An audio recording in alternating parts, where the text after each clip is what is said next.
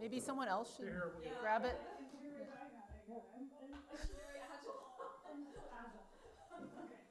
She's got to get used.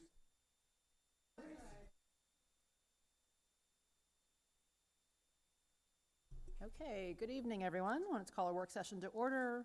Thank you for everyone's flexibility for a rescheduled date due to yesterday's weather. Can we start with roll call, please? Sure, Mayor. Mr. Egan? Here. Ms. Connolly? Here. Ms. Downs? Laura has a family commitment, so she'll be here a little bit later. Ms. Flynn? Here. Mr. Schneider? Here. Ms. Underhill? Here. Mayor Hardy? Here. Thank you, Council. Everyone's here in person. I think we're ready to jump into the work session items. It is on. Should I get closer? How about now? No?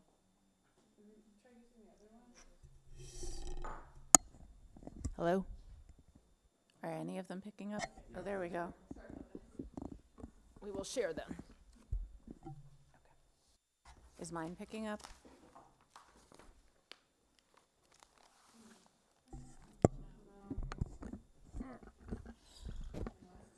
Hello? Testing? Hello? All right, we got red up there. I feel like I can hear Justine as through the Yeah, microphone. no, I can hear myself. It just looks like maybe the... Yep, no, now, well, it caught Check. that last sentence. How about now? Does this old mic still work? I think it's lagging for some reason. Tay, are they getting it in the FCC TV room? They're checking? Thanks. Yeah, I just turned caption on mine. It's not picking up. Caught some of it.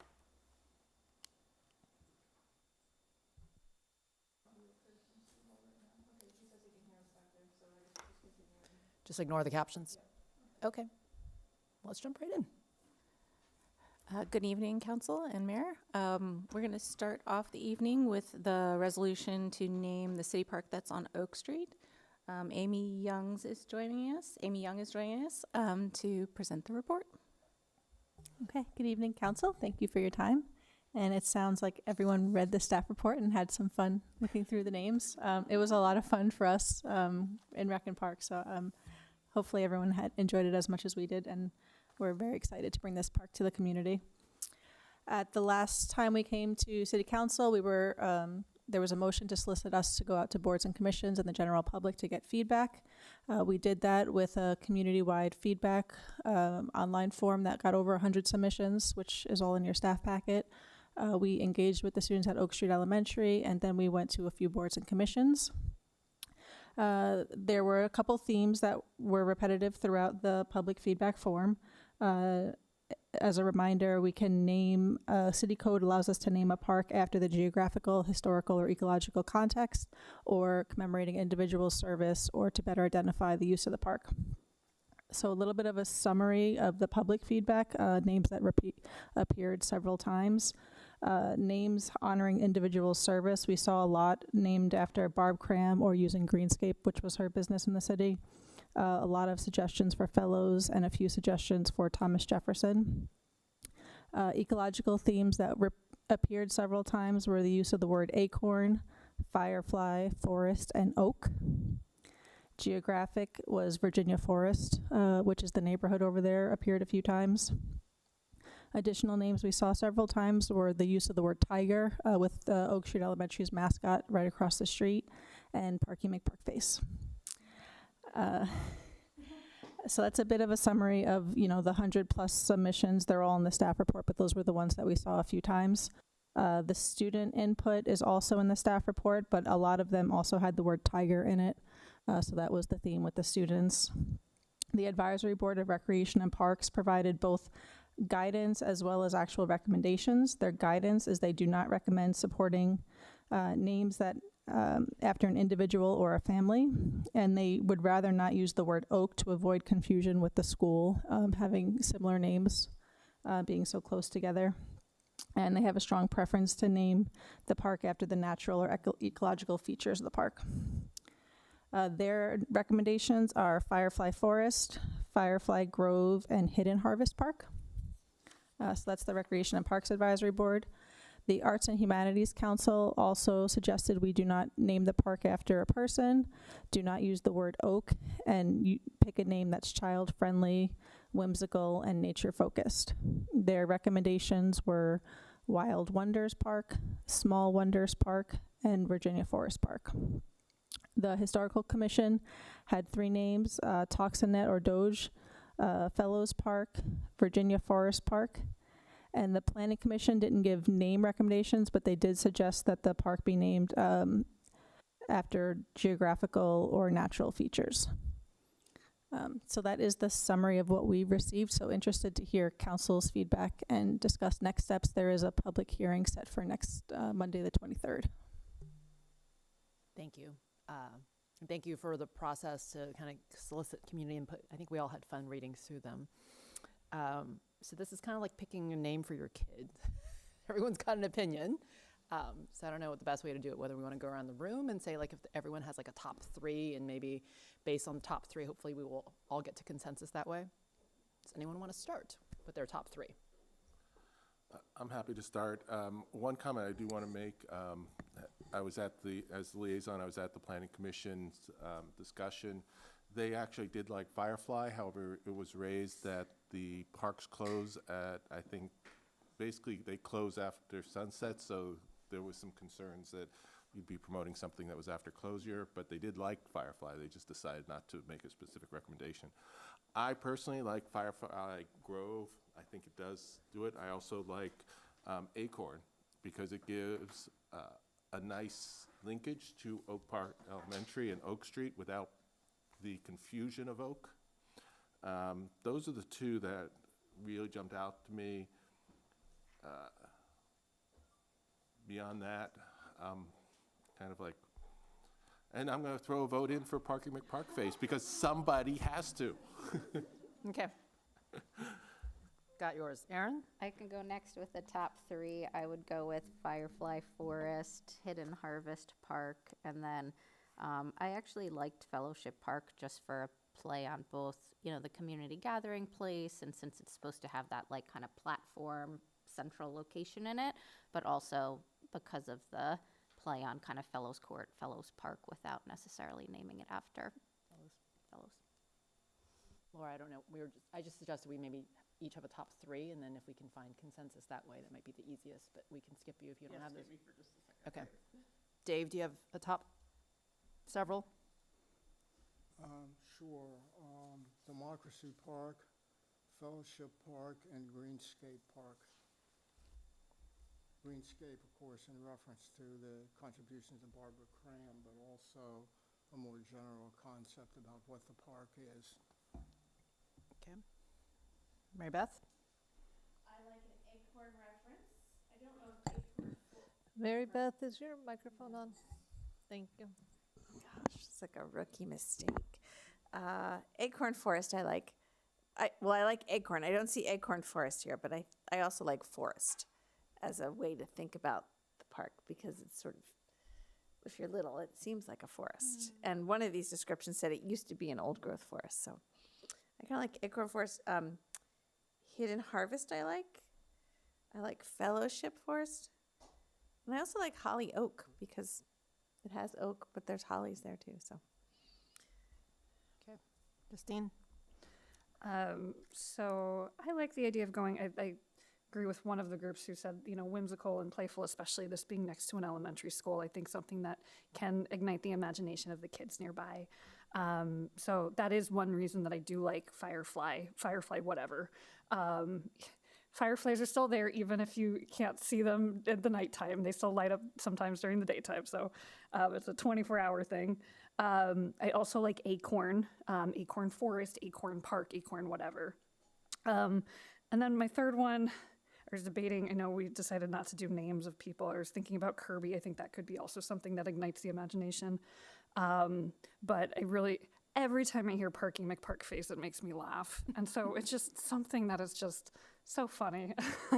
And I think it would also just bring delight to people too. So anyway, my top three would be Acorn something, Firefly something, or Parky McParkface. Okay. Laura, do you have your three? Yeah, so I would say I do like the hidden which was hidden harvest. Yeah, I like that. I was trying to also, the reason I needed a second, I was trying to remember when we were in the Arts and Humanities Council what they were talking about.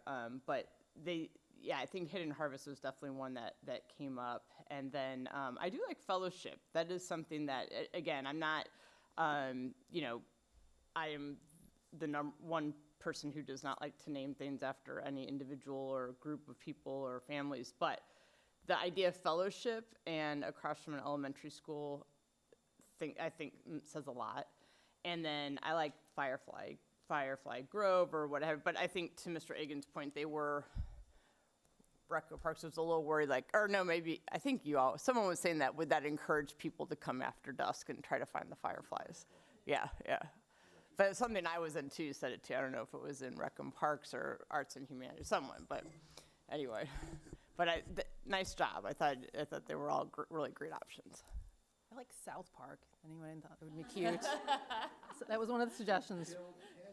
South Park. It is South Oak, so okay. So far I've counted 4 votes for Firefly, if I got that right. 3 for Acorn. I had Art, Mary Beth, Justine for Acorn. 1, 2, 3, 4 for Fellowship. It was Aaron, Dave, Mary Beth, and Laura. And then 3 for Hidden Harvest, if I got that right. Aaron, Mary Beth, and Laura. I had put mine down before any of this happened for Firefly, Forest, and Hidden Harvest. So it seems like our top 3 contenders are Firefly, Hidden Harvest, and Fellowship. Does that sound like a good capture of what everyone said? How do people feel if we do a second round, or do we just want to throw out opinions and discussion, and then we don't have to go around and re-vote? It's Firefly, Fellowship, and Hidden Harvest, I think, were the top 3 that I think had the most votes across, if I did my counting correctly. Firefly, Forest, Hidden Harvest, and Fellowship. If you want to go around and pick one out of the 3, that'll make it go faster. I would put my vote behind Firefly. Okay, it's 1. Mary Beth? So hard. I also like Firefly, but that wasn't even one of the ones that I picked in my first top ones. So. But I like Firefly Forest. Firefly I think Forest. yeah. I'm good with that. Okay, so that's 2 for Firefly Forest. Dave? Fellowship. Okay, so 1 for Fellowship. Laura? I'd probably say Firefly. I just think Firefly has the more of a kid's connotation, but Firefly. Aaron? I'm fine with Firefly Forest, and then maybe to avoid the after dark concerns, like when we had talked about the entryway or sort of the little creatures, right? You could sort of envision, the park entrance or that thing Yep. having like little metal. So to what Ms. Flynn is pointing out I don't know if you were at the Rec and Parks Advisory Board when we talked about it, but the entrance, there is an option to kind of add fireflies into the design of the entrance, and then one of the animals inside the park could be a firefly if we went that way. Kind of like Howard Herman, there's like the bee. Okay. I would go with Firefly, although I feel like Firefly Forest feels a little bit heavier, so I think I would prefer Firefly Grove or Firefly Hollow or Landing. I do like Grove, but I think when I was in Arts and Humanities, the reason some of the people actually live in that neighborhood, the members of, and they were saying that it's called Virginia Forest, where that neighborhood is. So I think that's why the Firefly Forest was combining that neighborhood and the fireflies. So not that we have to, but that was just the reasoning I behind wouldn't be it. against that, yeah. I would change my vote if we didn't have the alliteration. Yeah, I like the alliteration. Kind of like Howard Herman. Yeah.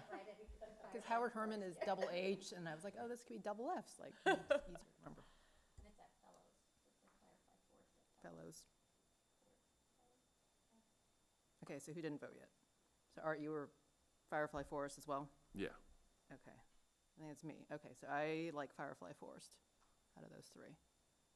So it sounds like we've got a good majority. Thank you. That was pretty painless for, easier than picking a kid's name. So I guess when we I think we can do the same for you. Oh, a community survey? A community survey, and then 2 rounds of, top 3 choices. Only took 2 rounds. Okay.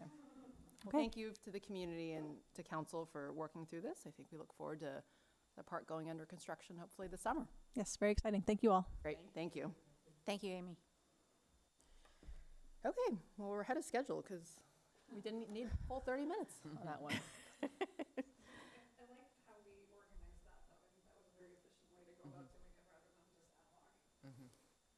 The last park was harder. So, okay, let's move on to the next one. So the next one, I feel like this is part 1 of 2. Both are, B and C are related to the memorandum of understanding between the Falls Church Economic Development and Development Authority regarding the management of the Virginia Village properties. So Sally is going to speak first regarding the waiver. Hello, everyone. Before you tonight on this item is a waiver of any conflict of interest of your city attorney in representing both the Economic Development Authority and the City Council on this project called Virginia Village. The EDA is, as you know, an independent entity from the city, and historically, the city attorney has been asked to represent the city council, the city as a corporate organization, and then also its boards and commissions, and its and this particular authority, the Economic Development Authority. Pursuant to the rules of ethics that govern attorneys, if we are going to represent more than one party who in a transaction, this type of waiver is required to be, this kind of consent is required to be obtained from both of the clients in an informed way. So I've attached for you to this staff report a waiver that the City Council could adopt by motion. And if you'll give me a moment, let's see, is it pulled up? Thank you. I am happy to take any questions. I don't know if this is something that you all have thought about, but the EDA, I did present this to them when they first took a look at the memorandum of understanding that is going to be before you in just a moment. That memorandum of understanding will establish the obligations among the parties relative to the Virginia Village project, and the EDA did vote to consent to this waiver of any potential conflict of interest. I guess it's important to know that even if you consent to the conflict of interest waiver, it can be that consent can be withdrawn at any time. It does trigger, the only complication that I can really foresee it triggering, and I don't foresee a conflict arising only because the memorandum of understanding that would govern the relationship gives really all practical authority to the City Council and not to the EDA. So the only conflict that I could realistically see is if the EDA were to, or either party were to breach that agreement. I suppose that would be a conflict, but as the agreement's written, it seems unlikely, as if both parties adhere to that agreement, that there would be a direct conflict of interest. However, if one should arise, then the attorney would be required, either the EDA would need to consent to my representation of the city and release me from representing the EDA, or if neither party is willing to to waive the actual conflict should it arise, then I could be required to withdraw from representing both parties. So, and of course, if a conflict actually does arise, both parties can continue to agree to joint representation. Okay. Do we have, I guess the recommendation from staff is to sign the waiver. Well, Or I is there didn't a provide recommendation one because really it does need to be your informed decision without more information from me other than what I've just given you. Okay. Do we have questions or comments for Sally? I would just say I don't have any concerns. I mean, in the short time that we've worked together, your ethics are beyond reproach. I mean, I have complete confidence that you would be the first one to figure out if there was a conflict before either side would, and I know you would come to us to say. So I have I have no problem with this, and I have complete trust in you that you would call it to our attention if there was a conflict. Thank you. Yeah, that would be my obligation to both parties to bring the conflict to their respective attentions and then ask for action to be taken accordingly. Okay. Others? Art? I just wanted to make sure I was clear on something. In the event of a conflict, if it does come up, the one scenario that is not an option is you representing the EDA and not the city. Right. So I would not do that. I think that's right. So I would allow the EDA to consent to representation of only the city and not the EDA, but not vice versa. Okay. Others? Aaron? One, and it's also just a clarifying question, that if we didn't do the waiver, then the result at this point in time would be that the EDA would have to retain its own attorney out of its funds. Thank you. Yes, that would be the outcome if they should wish to do so. Justine? Just generally, my sense is that the risk to city council is fairly low. If there's a conflict that comes up, then you would stay as our lawyer, and then the EDA would have to find somebody else. So there's the risk. I suppose the only real risk is if a conflict actually arises and the EDA refuses to consent to my continued representation of the city council, then I would have to withdraw. Okay, so then you would have to withdraw as representing city council too? Yes, Okay, on this project. so that would be the biggest risk that we would face. Right. Okay, that's helpful to know. Thank you.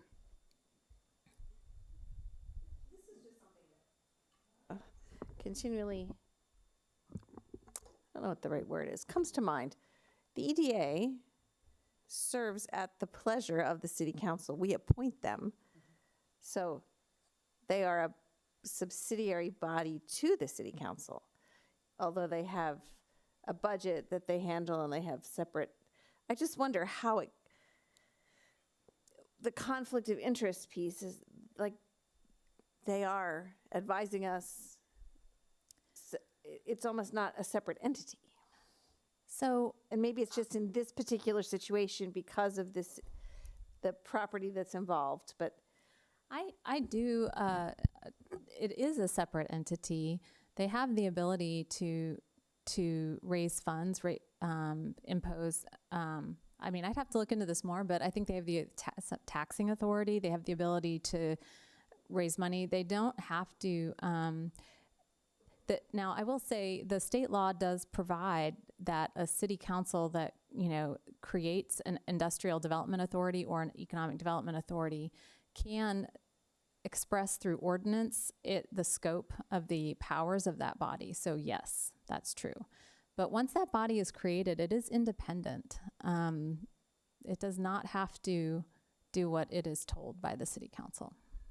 But could the city council remove someone from the EDA or So- once they're appointed for their term, then they're there for their term? This is really going down a rabbit hole. I'm Yeah, just more curious than anything else, because I think the basis of this makes a lot of sense, and I appreciate Right. you bringing it to us this way. I do think the MOA, if we all sign it, kind of helps as an extra safety net, right? Because it governs the relationship of how we should treat each other and who does what. And so that feels like extra assurance that the EDA is not going to go astray. So Dave? Yeah, I think for the reasons stated, I agree with this action. And I have one more reason. For the EDA to spend money on its own attorney at this point, in my view, would be a waste of taxpayers' funds. So I think this is not only reasonable under the applicable legal standards, but also reasonable from a financial standpoint. Okay. Sounds like we're good Okay. to go next week then. Next week. Thank you. Great. Thank you for bringing it. Okay, now we're still ahead. Just one moment. MOA. Speaking of the MOA, I think we're ready to talk about item 3. If I could, before we shift, we are having audio problems, and some of the Teams people aren't hearing, and it doesn't seem to be anything with Teams or the audio that Taya and FCC TV can fix. I just wanted to highlight that. So our staff are having a little trouble hearing, so we may have to be patient as they answer questions. Hopefully the recording that will be posted will have the audio, because FCC TV's hearing the audio. I guess, And you all is are it hearing in the fixable that room. you want us to pause for a few minutes? Okay, so not something that we can fix tonight then. Nothing we can fix tonight. But everybody in the room can hear, it's just the staff may have some problem.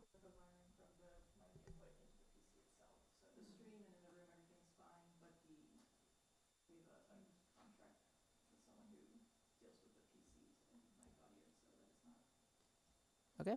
That's probably what's causing the captioning also.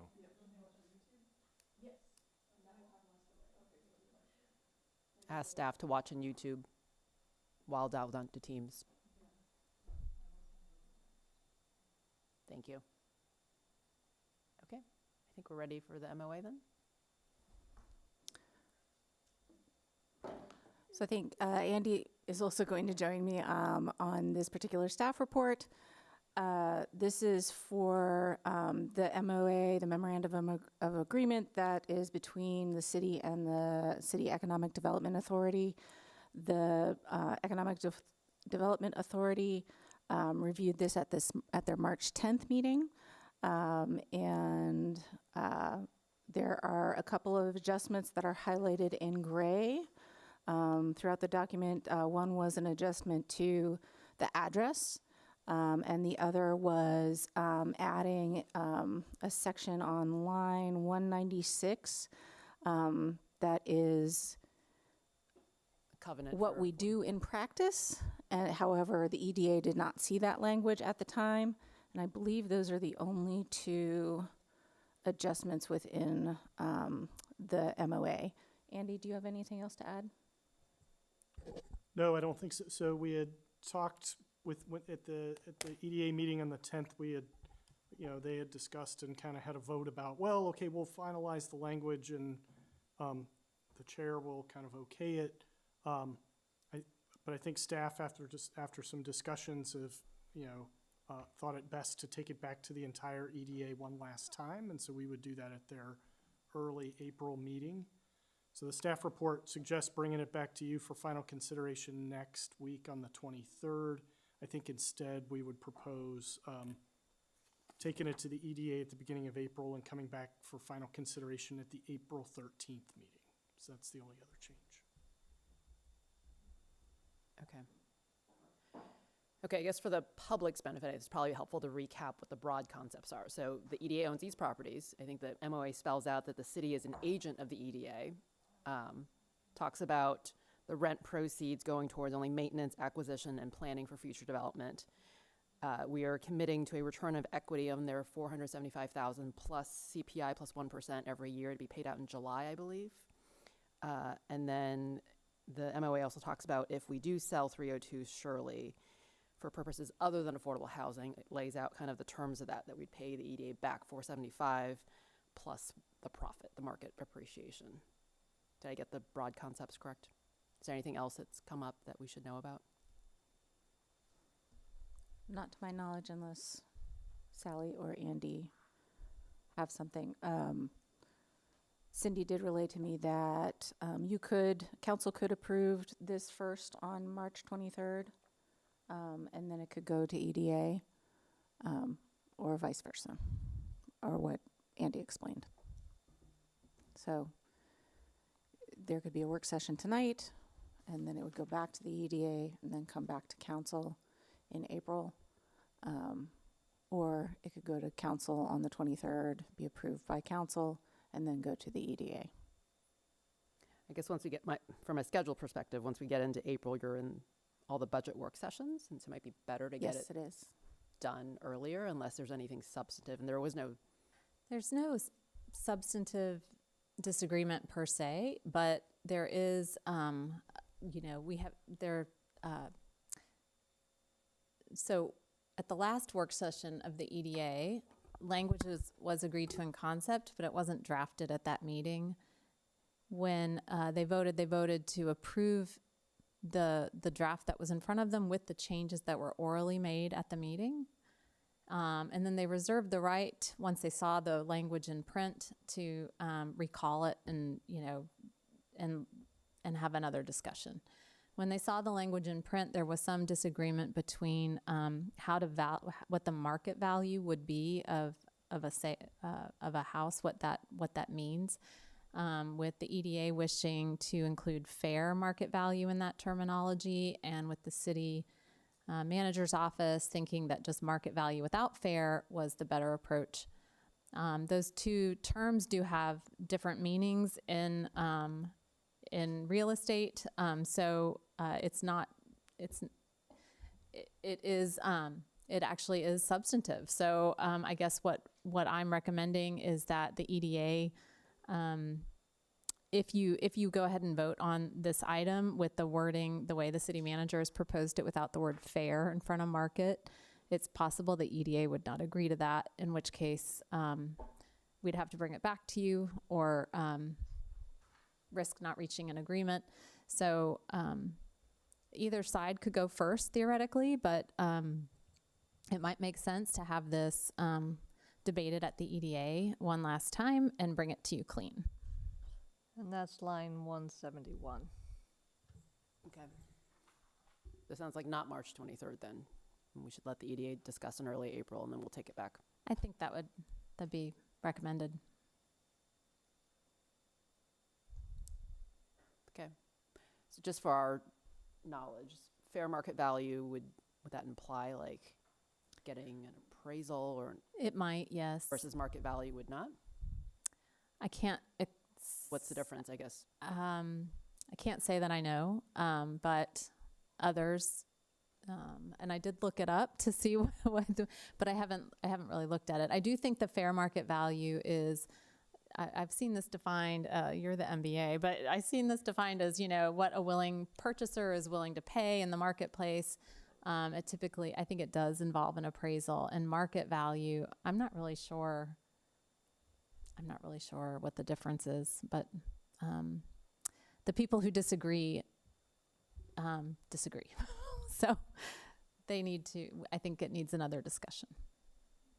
Okay. I guess I'd just like to be better informed if if the city manager's position is market value versus fair market value, just to better understand Like why? what implications of that are for us and whether we should agree or not agree or hold firm. Give me just a moment. We don't need to Okay. I can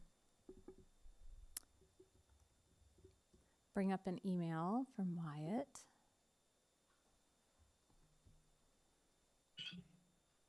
Okay, so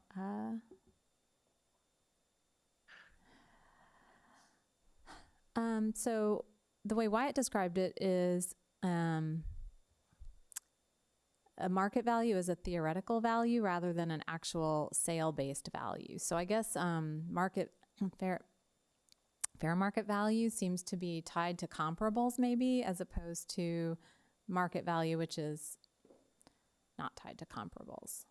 I'm sorry, that's probably not so helpful, but at any rate, that's what I get from Wyatt's email. Okay. We do. I can see why the EDA would want fair market value. It seems more fair to actually know what the market, determines value to be rather than us making up a number. Okay, well, hopefully we have a good rationale for why we want market value. Especially since I was just looking it up, and fair market value is the theoretical one. well, market value is the actual. So the reverse of what you just said. Oh. So I think we need some clarification here. Okay. So probably not ready for March 23rd, I guess, is the conclusion either way. But did anyone else have comments on other things in the MOA other than this? Erin?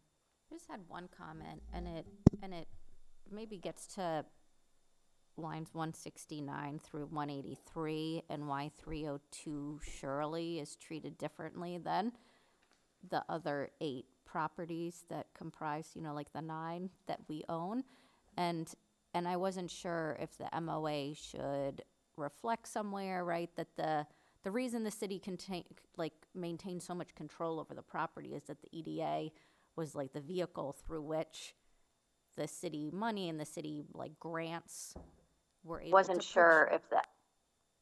were able to purchase the property, and if that should be reflected somewhere. And I don't know if 302 Shirley is different because it was actual EDA funds and not sort of a conduit. The EDA wasn't a conduit in the same way that it was with respect to the other 8 properties.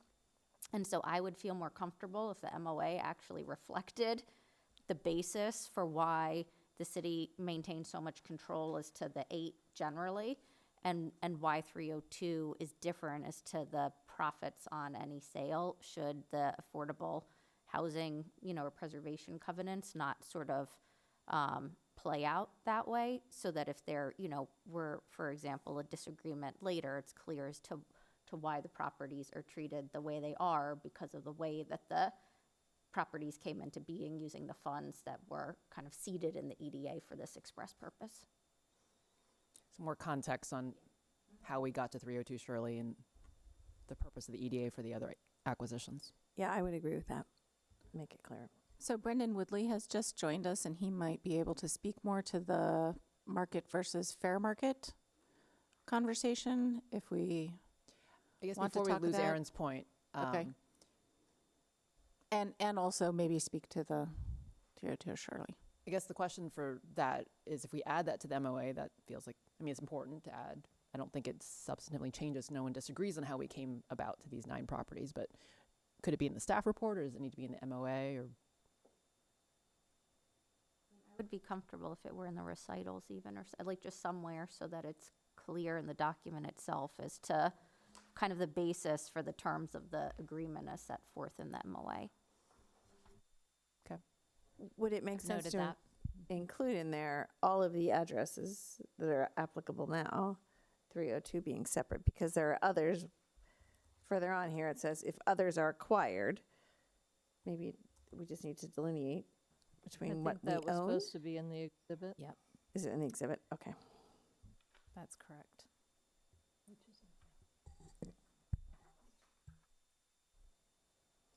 The map is, I think,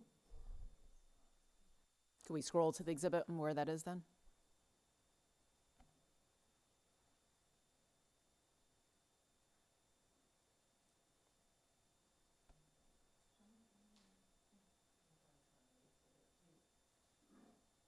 The MOA references an exhibit that was going to list all the current properties. It's just not attached in the work session.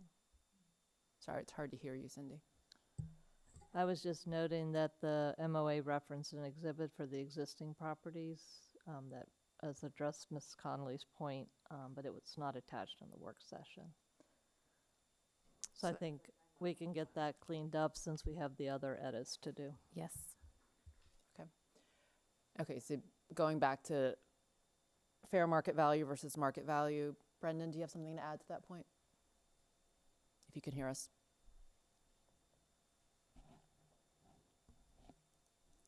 And Brendan, can you hear us?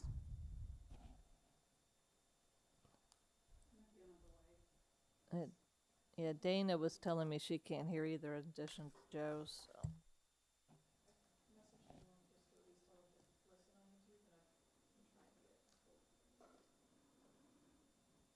Okay. Well, since this is going to go back to the EDA, don't want to hold things up at this moment. I just Googled it and AI gave me a really good answer. So Oh, What did AI tell you? there are 4 things that are different In market value, it's an estimated price for which the property is exchanged. Fair value is the determination of the right price. Market value determination depends on supply and demand in an active market, but fair value, it's not active in a market. It's just the advantages and disadvantages to both parties. Market value has a particular date of valuation. Fair value does not. Market value is between a willing buyer and seller, but not specific. Fair value is between specific parties. So that may be the determination there. Something else I looked up on fair market value is the real estate assessments. Virginia law is that they represent 100% of fair market value versus market value. So we do get that number annually. Market value, it's whenever there's a transaction. And the EDA supports fair market value, and city manager prefers market value. Okay. Okay, well, let's follow back up on that as well as the other edit suggested. Yeah. Anything else on this one? Okay. Thank you. Trucking along. Permits. Welcome. Thank you for joining us.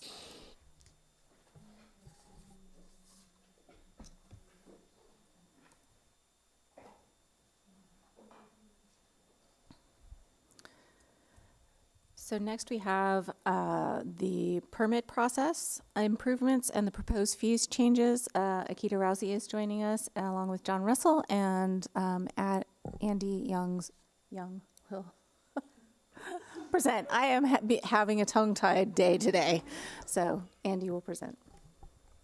Great. Thank you, Council, for the opportunity to come speak with you all tonight. We want to provide some updates on kind of our permit process assessment work, as well as kind of our kind of roadmap going forward, as well as talk about some potential permit fee changes that we would be proposing as part of this year's budget. So as Jenny said, we're joined by our building official, John Russell, and our zoning administrator, Akita Rousey. So we'll kind of work through the presentation and happy to kind of take any questions you all may have. So kind of hop through. So the next slide, please. So I think, as you all are aware, in the second half of 2025, we conducted a pretty extensive assessment of the city's permitting processes. So had extensive outreach and collaboration with customers, multiple city departments, community stakeholders, and neighboring jurisdictions. So the outcome of that was a pretty hefty report, 70 plus pages long. We included that with the staff report this evening. But it laid out a broad set of recommendations to us, 12 or 13 of them here on the slides, kind of in 4 buckets, right? Things that the city could do to improve customer service, make process improvements, staff development and support, and then technology enhancements kind of underpinning the whole effort.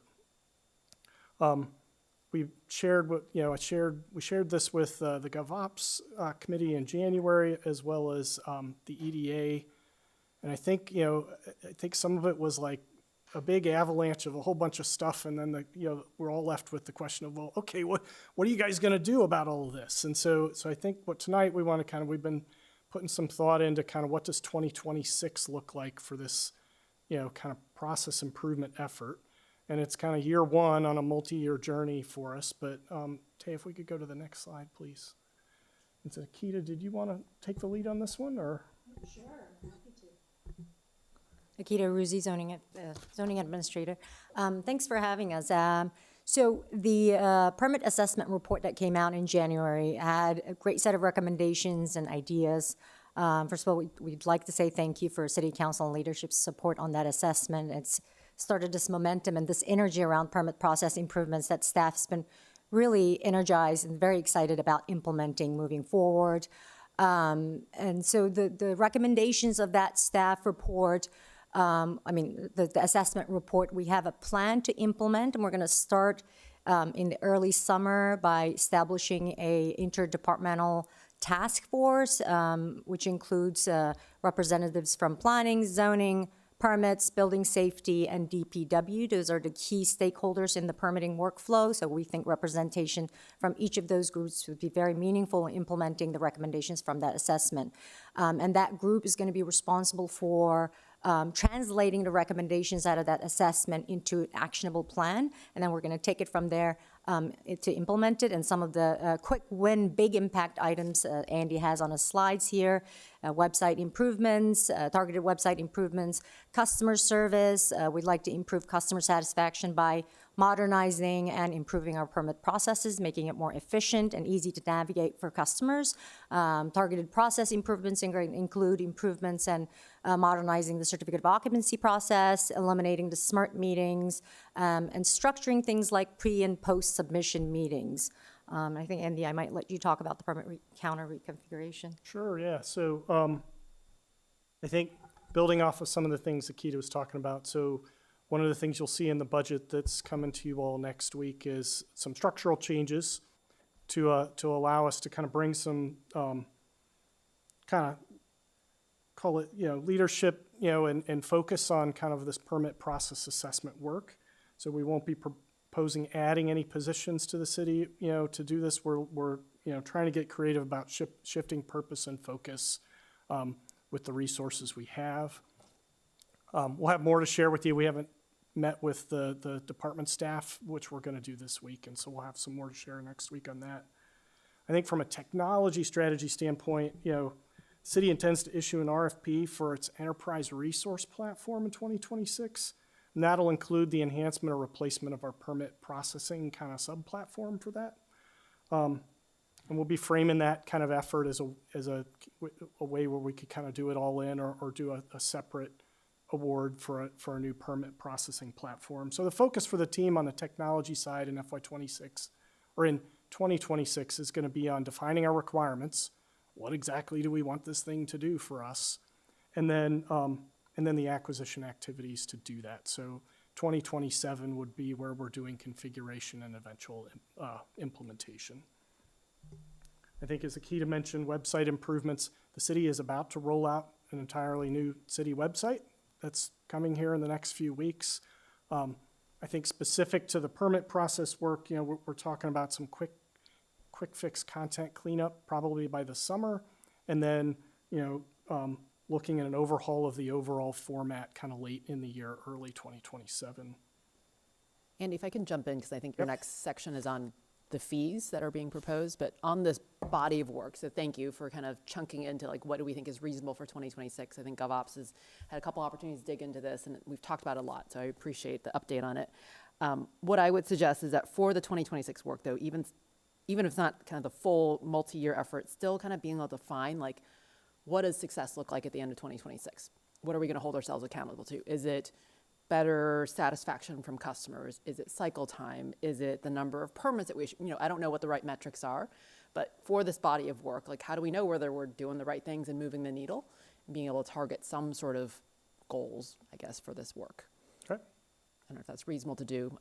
Obviously, we should have some goals overall for the overall effort, but for this, year one of the multi-year effort, it would be nice to kind of know whether we're on track to improve the overall process. So we'll definitely take that feedback. I think when we look at kind of the input from our customers as part of the assessment, a lot of it's around, I think most of it, I would say, is around clarity and communication, right? And so I think it points to customer satisfaction, and so I think we can take that back as far as kind of how do we capture that and measure that over time. I think some of the other things, cycle time and the others, I think some of the feedback or the data that our consultants collected is the city's actually performs pretty well from a cycle time standpoint compared to other jurisdictions. And so I think kind of what our focus needs to be on that customer experience piece, right? Clarity of what I need to submit, kind of understanding where things are, and trying to do some targeted things to improve that, right? And I think kind of what we've laid out here, some of it's foundational that you need to do to be able to kind of build up, future capabilities, and then some of it is things I think people can see sooner. So Akita talked about the targeted process improvements. You think about the certificate of occupancy process, there's like 6 different entities within the city that all weigh in on that. It can be a chaotic and messy process. We've had a team already starting to look at this. We've kind of piloted with 1 or 2 of the recent projects, trying to provide some clarity there that I think we can build on. The smart elimination of the smart meetings is a step that I think that our customers, our permit applicants and the city staff will appreciate. It reduces everybody's workload. Yes. I have a question about that one. Mhm. I've been around long enough that I remember when the smart meetings were added. And part of the reason they were added was not for the customers or for the staff, but for the neighbors. And were neighbors included in this decision? You're only a neighbor once or twice next to a construction project. Right. So I don't want to lose that. It may slow things down, but I think is there still an opportunity for neighbor concern who are worried about stormwater on their property because SMRT hasn't happened? Like, I see through here that why it slows things down, but I think that was on purpose. So I think with the SMRT meetings, that it's in the code, actually. So this would be one of the things later in the year that we would come back to you all, and I think that those kind of points we can talk about. The reality is we've set up a process that kind of gives the appearance of there's some sort of approval when it's an administrative function, that there really isn't a neighbor really can't, change the outcome of things. Now, it doesn't, where I think there can be some discussion is like providing better information and letting people know what's going on. So I think those are some of the things that we can talk about, but I don't think it's performed kind of the intent that it was really originally set up to be. Sounds like neighbors think they're being Okay. consulted and really we're just trying to inform them. Right. And then it adds 1 or 2 months to the process and costs thousands of dollars. It's, Okay. point taken. I think that would be yeah. something we would need to kind of talk about some more. But we can't, it sounds like it would be an ordinance change to take that out. Correct. Yes. Council will have a chance to weigh in again Okay. later on. That's correct. Okay, Erin? Yeah, I was going to say, I had a question about that one too. And so I'm happy to save the question or conversation for later, but I would like, when we come back to understand more about, right, what was the point in originally including them? What were they supposed to achieve? Why haven't they been achieving their purpose? Where have they been beneficial? And how are we going to capture the benefits of having others' input and sort of lived experience next to the water issues, for example, in that review, so that we don't sort of end up in a reactive posture as opposed to proactively addressing stormwater issues that we know exist around the city.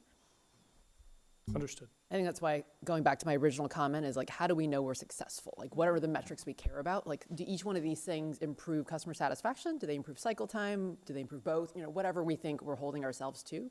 I think that should be the lens that we decide which one of these things we take on, or all of them.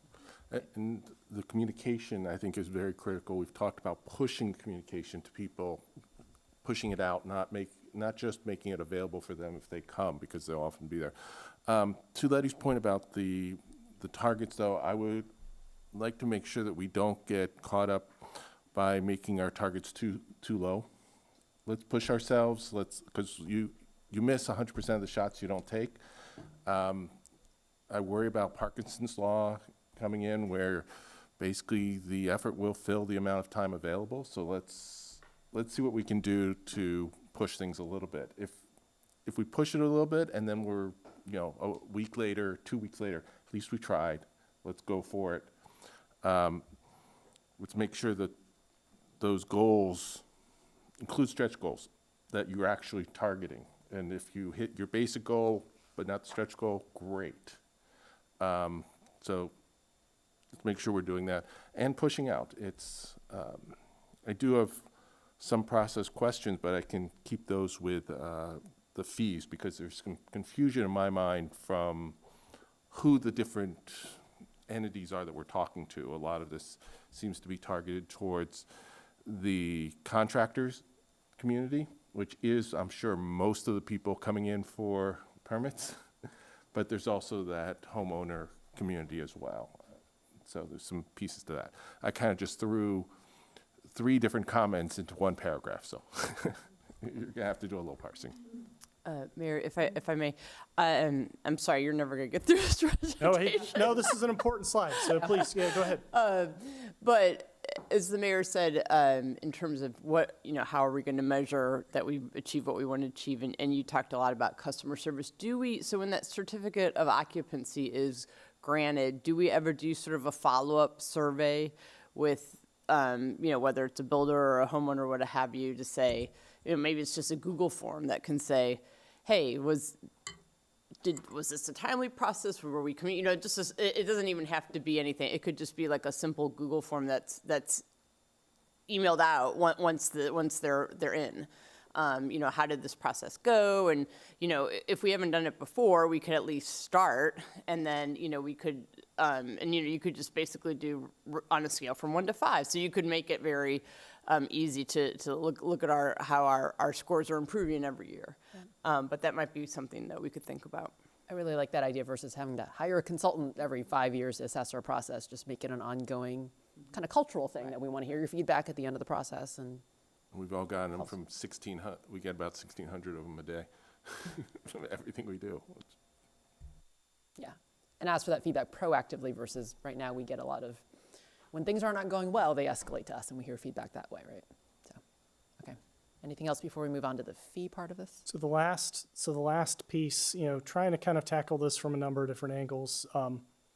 One of the proposed projects in the CIP will be the reconfiguration of some spaces here at City Hall, and the assessment talked about making some improvements at the permit counter to present kind of from a customer standpoint a little differently, and so that'll be something for your all's kind of consideration here in the coming couple months.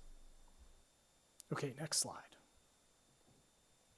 So I want to talk a little bit about permit fees this evening. So permit fees are embedded in the city code in chapter 15, and they're kind of lumped into two main categories for what we call development services, things like building safety, planning, and zoning, as well as public works, which is engineering and urban forestry. This is how we facilitate oversight of construction activities in the city. Things like residential and commercial construction, grading plans and site plans, and then work in the city's right-of-way. So you see the reference picture on the right that John provided me, right? The primary purpose of kind of this work that we do is to keep, our residents and businesses here in the city here safe, right? So the kind of from a permit fee standpoint, the last set of changes we made to the city's permit fees were part of the FY 2017 budget a decade ago. Next slide. So we're proposing to make some changes. So kind of the rationale for the changes before you this evening, our fees have not kept pace with increasing costs since 2016. And there's a couple reference points on the right side of the slide. The change in the DC area consumer price index since 2016 was 30%. And the change in city salaries since 26 has been 39%. And when you think about kind of this function for the city, it's mostly a people kind of function, right? And so all that contributes to, why we want to kind of increase the permit fees is to help improve the city's what we call cost recovery. So reducing the reliance on the general fund, for the financial stability of our permitting services, and have development pay for development, basically, right? The folks that are using the services pay for it. And by doing this, it helps us maintain our organizational capacity. So oversight for the ongoing and upcoming development activities, the big things you see or we're about to see in the city, like the West Falls Senior Project, the Quinn Project that's upcoming, as well as a whole boatload of kind of tenant fit outs and single family home construction that continues to go around in the city today. And all of that kind of being our base work, also given us the bandwidth to support, this process modernization and customer service enhancements that we're talking about tonight. So we're proposing a baseline increase to most of the permit fees in the city. And we kind of laid out a couple examples down here below of kind of some of the big drivers of kind of permit fee costs in the city. So, we have a per square foot building permit fee. We have electrical circuit fees and piping fees that kind of contribute to kind of the overall costs of permit fees for projects. it's a 35% increase, to some of these fees, which is substantial, and I think we understand that. Next slide. On the flip side of that, we've tried, the team's gone through the schedule and tried to target some fee reductions to be more balanced and equitable, particularly when it's compared to the level of effort that we've got to put in for some things. And so highlighted a couple of them here on the slide for you. We do what's called an administrative certificate of occupancy, and it's when a business or ownership change, business name or an ownership change, or a minor change of use. So the trying to reduce that fee from $200 to $50. A townhouse, minor site plan amendments, like you put a deck on a townhouse that requires a site plan. We're trying to simplify that, make that less expensive from $1,100 to $200. And then things like temporary sign fees. The temporary sign fee right now is $165. That might be more than the sign itself. So we're proposing to reduce that to $75, which we think supports businesses and short-term promotions. Next slide.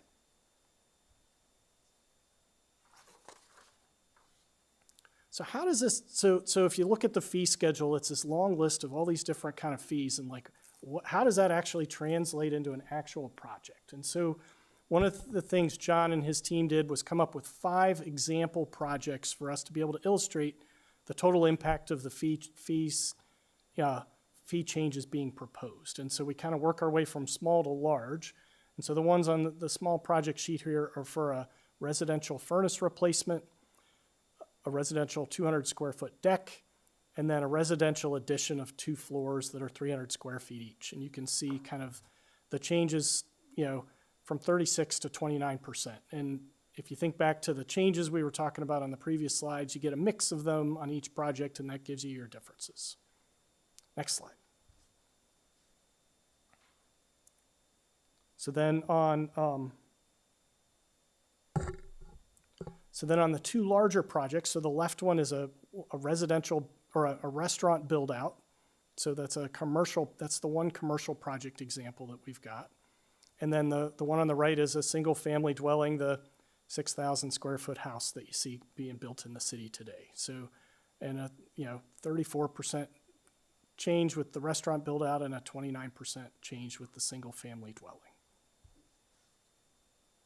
So then the next question is okay, how does this compare to our neighbors? I think this is a favorite question I feel like council asks us. And so trying to look at, in particular, our 2 neighboring jurisdictions that, deal with a lot of the same types of work and things that we do here in the city. But it's kind of tricky. So the approaches to permit fees vary widely between jurisdictions. You can't go look at Arlington County, Fairfax County, or Prince William County and look at their list and our list. And, the fee structures in every jurisdiction seems to be different in both the structure, the different rates they charge, and then what I would say is their cost recovery strategy. Different jurisdictions can make decisions about how much of that cost they want to kind of charge to the applicants versus their general fund picks up. And what we see is some cross-subsidization. They'll incentivize certain activities over others, and that'll be reflected in their fees. And so in most cases, I think permitting activities are usually supported through multiple streams, the general fund and fee collections, for example. So we wanted to walk through examples for Arlington and Fairfax counties right next door. And so this is a bit of an eye chart. Hopefully everybody got to see it a little bit, and I had a table in the staff report we can talk about. But these are the same 3 small projects we were talking about a minute ago, and so the blue and the dark blue and the orange are the current and proposed fees for the city, and then the green and the light blue are Arlington and Fairfax County respectively. So you can see for the small project, we're half of what Arlington County would be, and kind of, a little more expensive than Fairfax County. The 200 square foot deck, we're slightly over kind of the others. And then on the residential addition, it's interesting, we're a lot less expensive than Arlington County, but we're significantly more than what Fairfax County charges for the same project. Andy, can I ask you a question Yep. about, so why, would we use Fairfax instead of Alexandria City? As I'm just curious. Like, to me, in my head, we're more like Alexandria City than we are Fairfax County. So we did, I'm not trying to put you on the spot. No, I'm no, no. just- So we've talked about this, right? We looked at, Arlington County is one of the ones we tried to do. Their structure is completely different than ours, and they go off of project costs. And so we got a little hung up on making the comparison with Oh, I see. Alexandria. It's something we could kind of work on a little bit more, but that's part of the reason I it's just, not here. my point is that, Fairfax is so huge, right? So huge. And I'm just thinking, in terms of, you all are the experts on this, but I'm just thinking that, in terms of just development, all this, I feel like we're closer, just our actual city is closer in line with Arlington and Alexandria than Fairfax. I don't know. I'm wondering if that's why the discrepancy, to me, we're So- so different than Fairfax. So I'll make a point on the next slide about the residential examples, right? So you see that Fairfax's residential costs are less than ours. So when you look at the large projects, right, the restaurant build out, we're less expensive than Arlington and Fairfax County. Close, in the ballpark of Fairfax County. But again, on the large single family dwelling, you can see, again, we're less expensive than Arlington. And then Fairfax County's doing something else. And this is, I think, Councilmember Downs, I think is part of your point, is like Fairfax County, particularly from a residential standpoint, might be a different animal. Well, And they yeah. might be making different decisions about how they're, Well, 'cause I'm just- subsidizing that work. Yeah, and I'm just wondering, I'm sure everyone saw it on the news, but that they're now, because of the whole, that one 3-story addition, I don't know if y'all saw that on the news, but when there was the 3-story addition right next to the little Cape Cod, and they were talking about how that they have not really been on top of that with residential builds, and they're getting way too tall, and now maybe they're gonna, I don't know, maybe there's just the residential piece of that at Fairfax. I don't know, maybe it needs some fine tuning or something, but. Well, what I would ask is, do we have some idea of the level of technology usage within Arlington and Fairfax? I know Arlington recently, within the last 3-4 years, completely replaced their permitting system, finally implemented it. I know the person who was in charge of that. So they may have done that and then have not yet gotten to the point of saying, oh, now we need to adjust our permits to match what it actually costs. Fairfax may have been past that point. I wouldn't be surprised if they're heavily automated on a lot of things just because they're big and they have the money to put in a system. So I'd be curious where they stand in that, because eventually we bring in new technology, even though we are very heavily human-driven, there might be some savings that happen, and then, 3 years from now, we might be looking at this and saying, oh, well, we're overcharging. I'm just wondering whether Fairfax has passed that point. I don't know. Well, I'm a little skeptical that it's driving that kind of difference, but it's It is something an we can extreme take back. difference. Yep. Yeah. Let's next slide, please. So, wanted to talk about our building safety team, John's team, for a minute. Brag on them a little bit. So our current staffing for that team is 12, and that's with an administrative assistant we're sharing with some of the other teams. It's down from a peak staffing of 14 in 2023. And then we've looked back over the last 10 years. I went through every budget book from this year back to 2016, and we've averaged a staff of 10 kind of with this department kind of over that past decade. We put together a strong collection of technical talent. So our team, including John here, we have 3 master code professionals and certified building officials kind of on our staff. Most jurisdictions, are lucky to have one, right? This is a primary reason why we've been able to handle the kind of work and the level of and volume of work that we've had going on in the city over the last 5+ years. City's also received an updated building code effectiveness rating with the Insurance Safety Organization in 2025. So this rating's used as kind of advisory information for insurance underwriting and can have an effect on property insurance policies and rates. So our team received the highest ratings for a locality in the state of Virginia for both residential and commercial properties. So, you know, we've got a lot of good folks. We've got a lot of good work going on. We've got process work and things we need to do, but we've got a collection of talent that we think is critical kind of for our mission, you know, both today and going forward. And congrats to the Employee of the Year, Dilraj, on your team. Yes. Yeah. So next slide.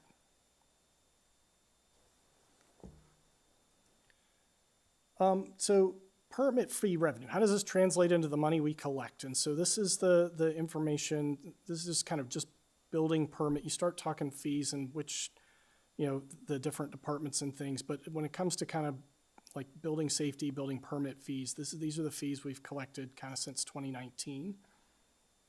And, you know, it varies every year, right? You know, and particularly with some of the activity that we've had going on in the city over the last 5+ years.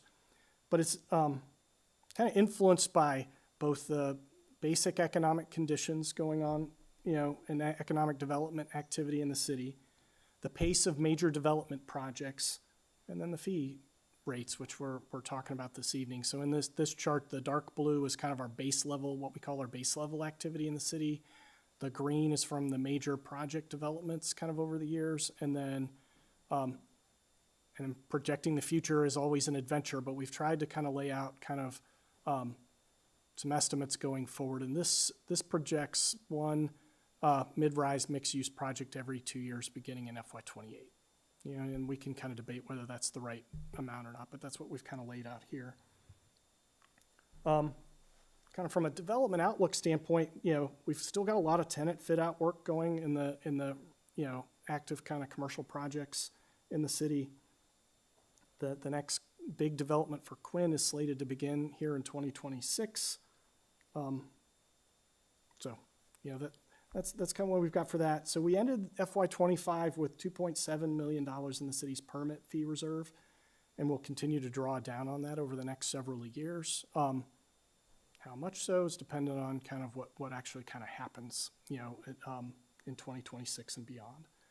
So I think we'll be continuing to monitoring the workload and efficiency opportunities for ways to kind of reduce our costs and, you know, and kind of live within our means. Like I mentioned earlier, we've already drawn down and not backfilled 2 positions since 2023. So that, you know, John's kind of been taking some of that those proactive steps. So we'll continue to ask those questions as we go forward. Next question, or next slide, please. So, so the schedule. So we talked, we shared this information with the EDA at their March 10th meeting, so last week. So they were largely supportive of the plan we laid out. Like I was pleasantly, you know, pleased with that. There were 2 points of discussion that I would note. So one of the questions we got asked is, will these higher fees deter business activity? And what we kind of shared from the assessment work that we did last fall was the feedback that we got through those discussions was clarity and speed of the process were more important than costs to the customer base. So, so fees matter, right? But when they talk about kind of what priorities are, that is what we heard through those interviews. The second, I think, topic that came up is, you know, should the city be doing something to provide relief for small businesses relocating within the city? And talked about examples of we've done some of that with recent special exception projects, and should we think about doing something like that going forward? And I thought that was an interesting point that was brought up. That was the Economic Development Authority discussion last week. Slated to go to the Chamber of Commerce's Legislative Committee next Monday. So we'll share this information with them. And then, pending your all's feedback this evening, we'll continue talking about this in the budget discussions in the next couple of months. Next slide. So our focus for 2026 is working on our process improvements, and we talked about that earlier in the discussion. We will be proposing fee changes as part of the FY27 budget. You know, this is a baseline increase in most permit fees. We've got a list of targeted fees that we'll be proposing to be reduced, And our real goal here is to cover the costs of the permitting function of the city. And I think for me, one of the most important things is we want to incorporate an annual review of these fees going forward. Doesn't necessarily mean it would be a set of increases every single year, but I don't think we want to go a decade before we take a look at this again. So that'll be something we'll work into our annual budget process going forward. So with that, John and Akita and I would be happy to take any questions you'll have. Great. Okay. Thank you for that report. I'm glad to hear that you're thinking of proactively addressing fees on an ongoing basis, so we're not doing a big jump for 10 years. But I'm sure we have questions and comments. Dave? Sure, thanks a lot. And thanks for working on all this. Number one, I think in terms of process, I'd like to see a process where a project comes in, it's tagged, and it automatically goes through the process. What occurred all too often was documents would sit, and the transfer from one office to another was very rugged, to say the least. So I'm interested in an understandable kind of process that we actually enforce, that the thing doesn't sit, that it moves, and that the applicants are informed when each step occurs, and it's done proactively, rather than waiting for the person to say, well, where is this, where is that? So it's a more proactive, smooth, diagram-type process that will help with people's expectations. On that point, I literally just talked about the Domino pizza tracker. Like, you know, when you order pizza online, you can see the status. You've ordered your pizza. Yeah. Now they're putting the toppings on. Now it's in the oven. Now it's getting delivered. Well, yeah. More like transparency. Some version of that, yeah. Second point I'd make is I'd like to see the collection of fees kind of put on either hypothetical or real-world projects so that we can see what is the impact. And I'm particularly interested in making sure that for large projects, whether they be large residential, townhouse projects or large mixed-use projects, that they're actually paying consistent with what their costs are. So that we're not engaged in accidentally subsidizing the big projects at the cost of the smaller projects, or taxpayers paying more than they should. So the 3 points I guess I'm making is, number one, the tracking that reflects a very smooth process. Secondly, run these through a couple either hypotheticals or existing projects that we've seen, what would be the impacts. And third, making sure that we're not subsidizing large projects. And finally, fourth, the safety issue.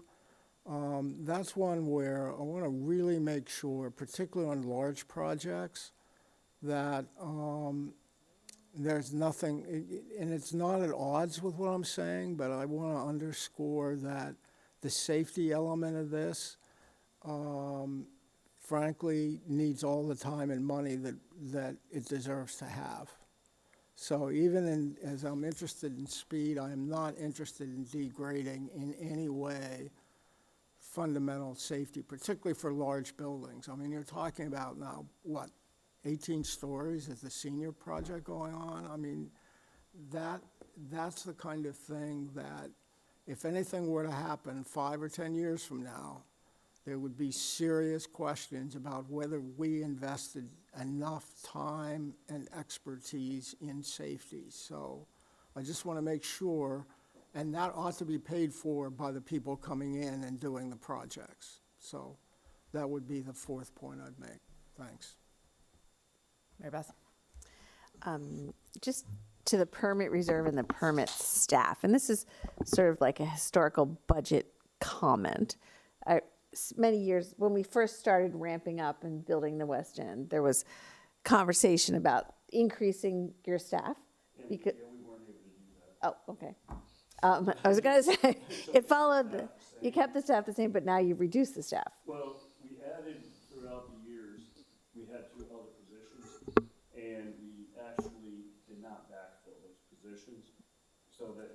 now that the West End development's done, we're not backfilling positions, but they were filled before the West End development. Got it. So it's a cost savings now because we don't need that. Yes. But the expertise that we have with the electrical, and to touch on what Dan was saying, I've got J.D. Martin as our FTE, our fire protection engineer. He's like renowned in the area. He came from Arlington. He's 40 years in the business. I stand behind these guys 1,000%.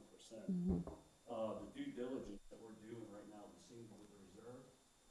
Oh, I am not even on. I just got a loud voice, so probably don't even need the mic.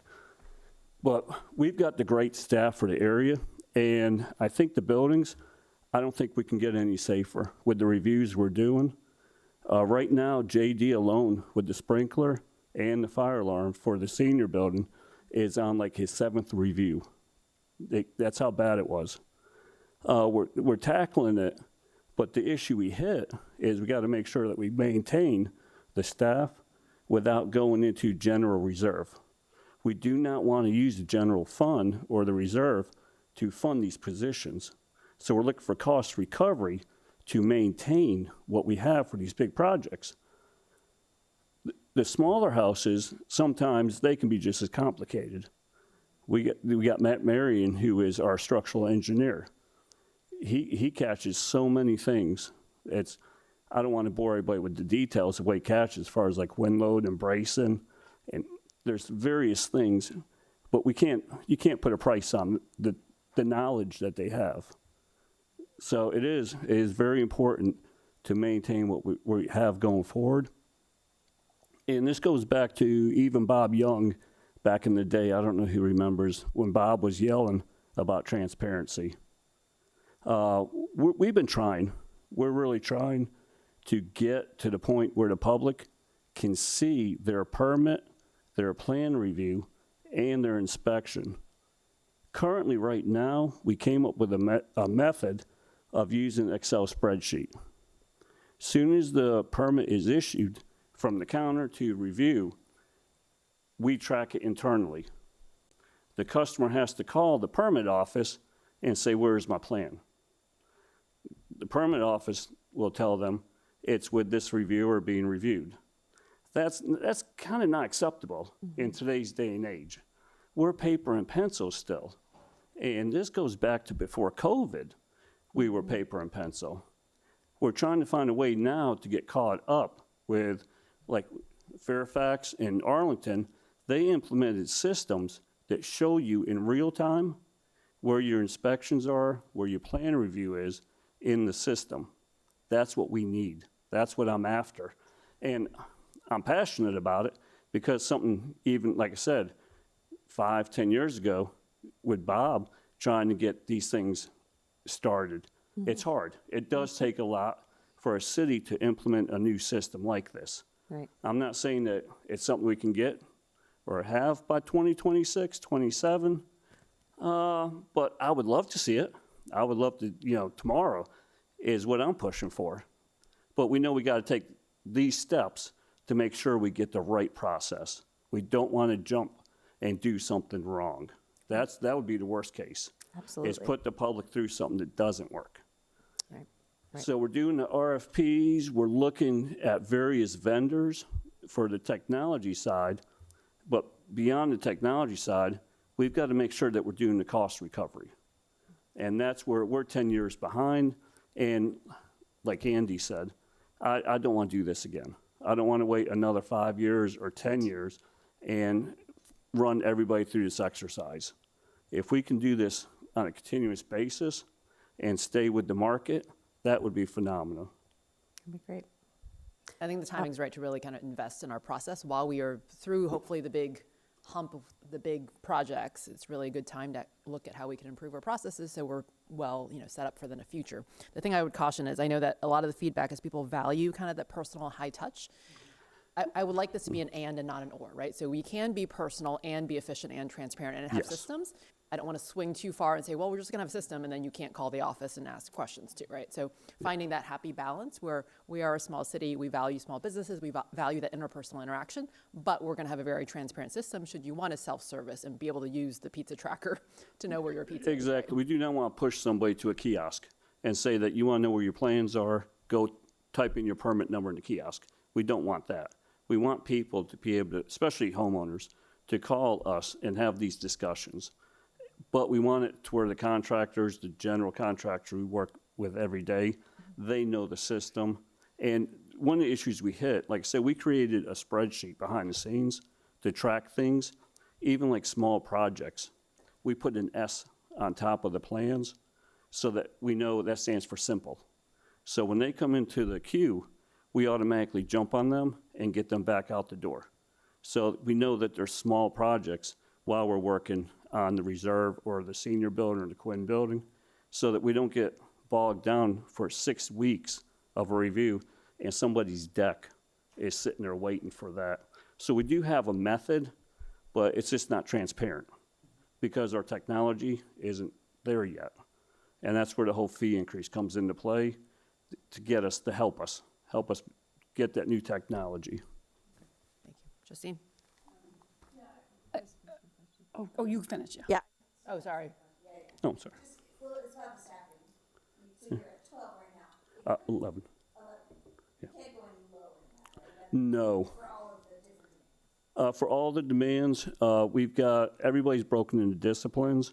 We've got electrical, we've got plumbing, we've got gas, we've got structural engineer, I got fire protection engineer. We've got all the disciplines for underneath the building official to make sure that that discipline has a perfect person in it. So that's the baseline of where we go, and could go up from there, but could go down. Yes. So I was going to say, several years ago, my predecessor, Doug, he tried to do third party, and we're paying for that today. We've got one condo building with the wrong sprinkler heads in it. I've got one building, 3 years ago, I had to condemn half the building because there was a structural issue. Right. I don't ever want to see that. Got it. That's what I'm definitely not after that. Okay. And then my second question is just about the permit reserve. And that's, you said there's 2 million, 2 point? We ended FY '25 with a $2.7 million. 2.7 million in there. And that is money that has been collected over the course of several years and is being spent as those permits are done on those larger small buildings. That's correct. Right, okay. So that 2.7 you said is going to go down. Is there a minimum amount that we keep in the permit reserve? No, I don't think. Okay.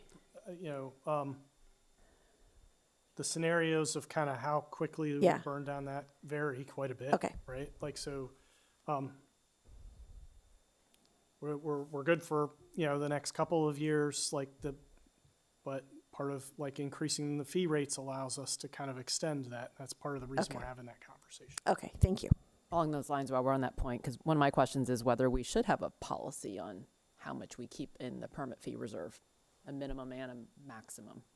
Because I know that obviously it's funding our permit team, but I don't know whether we've ever taken that up in budget and finance, is actually having a min or max. We seem to have policies around all the other. Yeah, I do remember talking about it when we were going to ramp it up really high, but I don't remember if there were I think, parameters Andy, on that's either a end. question for budget meeting. Okay, are you done, Mary Beth? Okay, Justine? Do we have information as to like how long it takes? Because we were looking at the comparison between Arlington, Fairfax, Falls Church for pricing, but one thing could be that it takes Fairfax 10 weeks to review a deck, but it takes Falls Church 2 weeks to review a deck. Or maybe it's the other way around. Maybe it's it takes Fairfax 2 weeks to review a deck, and it's really, really quick and simple. And so I was just wondering about that timeline also as another metric for comparison. We do have a comparison on that. In Arlington, they tried to do 10 10 days for anything residential, small projects, and we're 5 to 10. We try to do the 5 to 10 days with decks also. Oh, wow. And then it depends on the project. When you get into commercial, it's hard to put a number.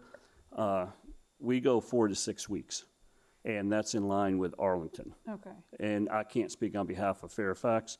I know Alexandria, they're also, because I worked in Alexandria, they do like a 4 to 8 weeks. It's kind of like, that's what we talked about, like comparisons. Everybody's a little bit different. We do the levy, which is 2% with the state.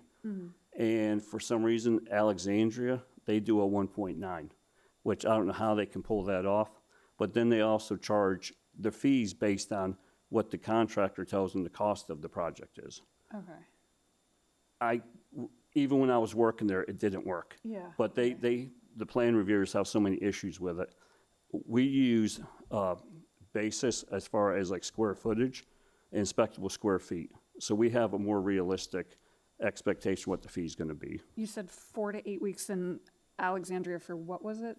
Just like small commercial. Small commercial. Yeah, Okay. I'm sorry, I didn't say small commercial. Yeah, I was just checking. Okay, so that makes sense. Yeah, I mean, you know, if it's funny looking at like how much it cost. You know, Fairfax is so much lower for some of this stuff. Well, they're subsidized for the residential through their commercial.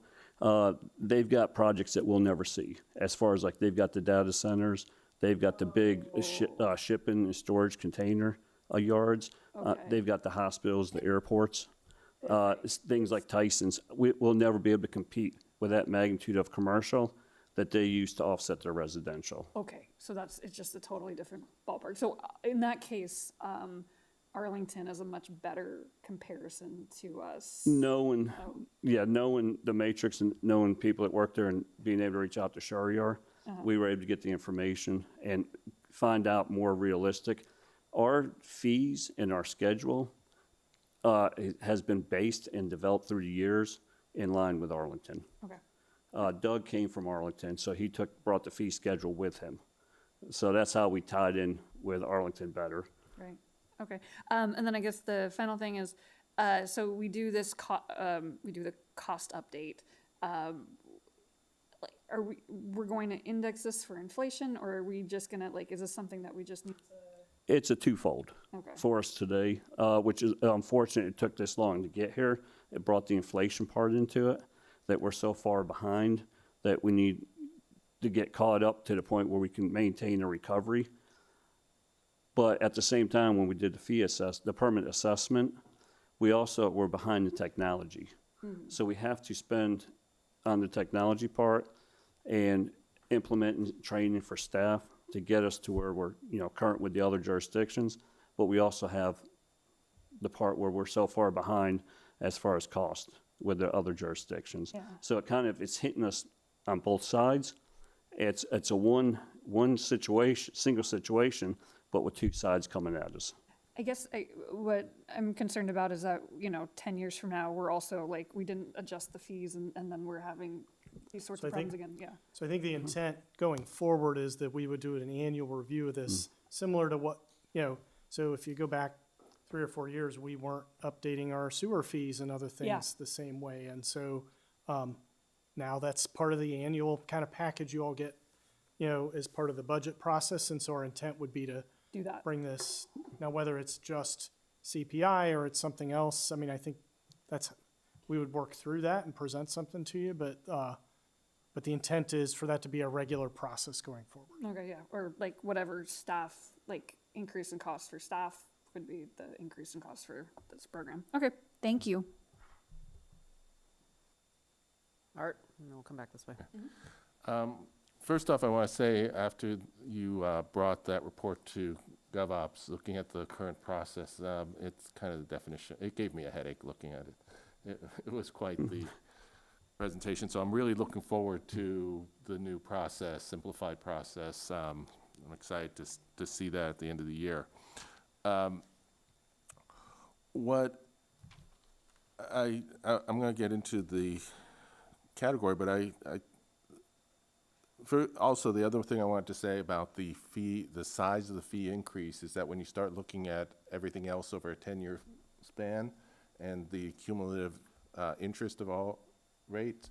35 actually is a little bit low over the last 10 years. So I don't think that number is really out of line, but I would say every time you talk about the fare increase, I would use the term or something similar, 10-year catch-up.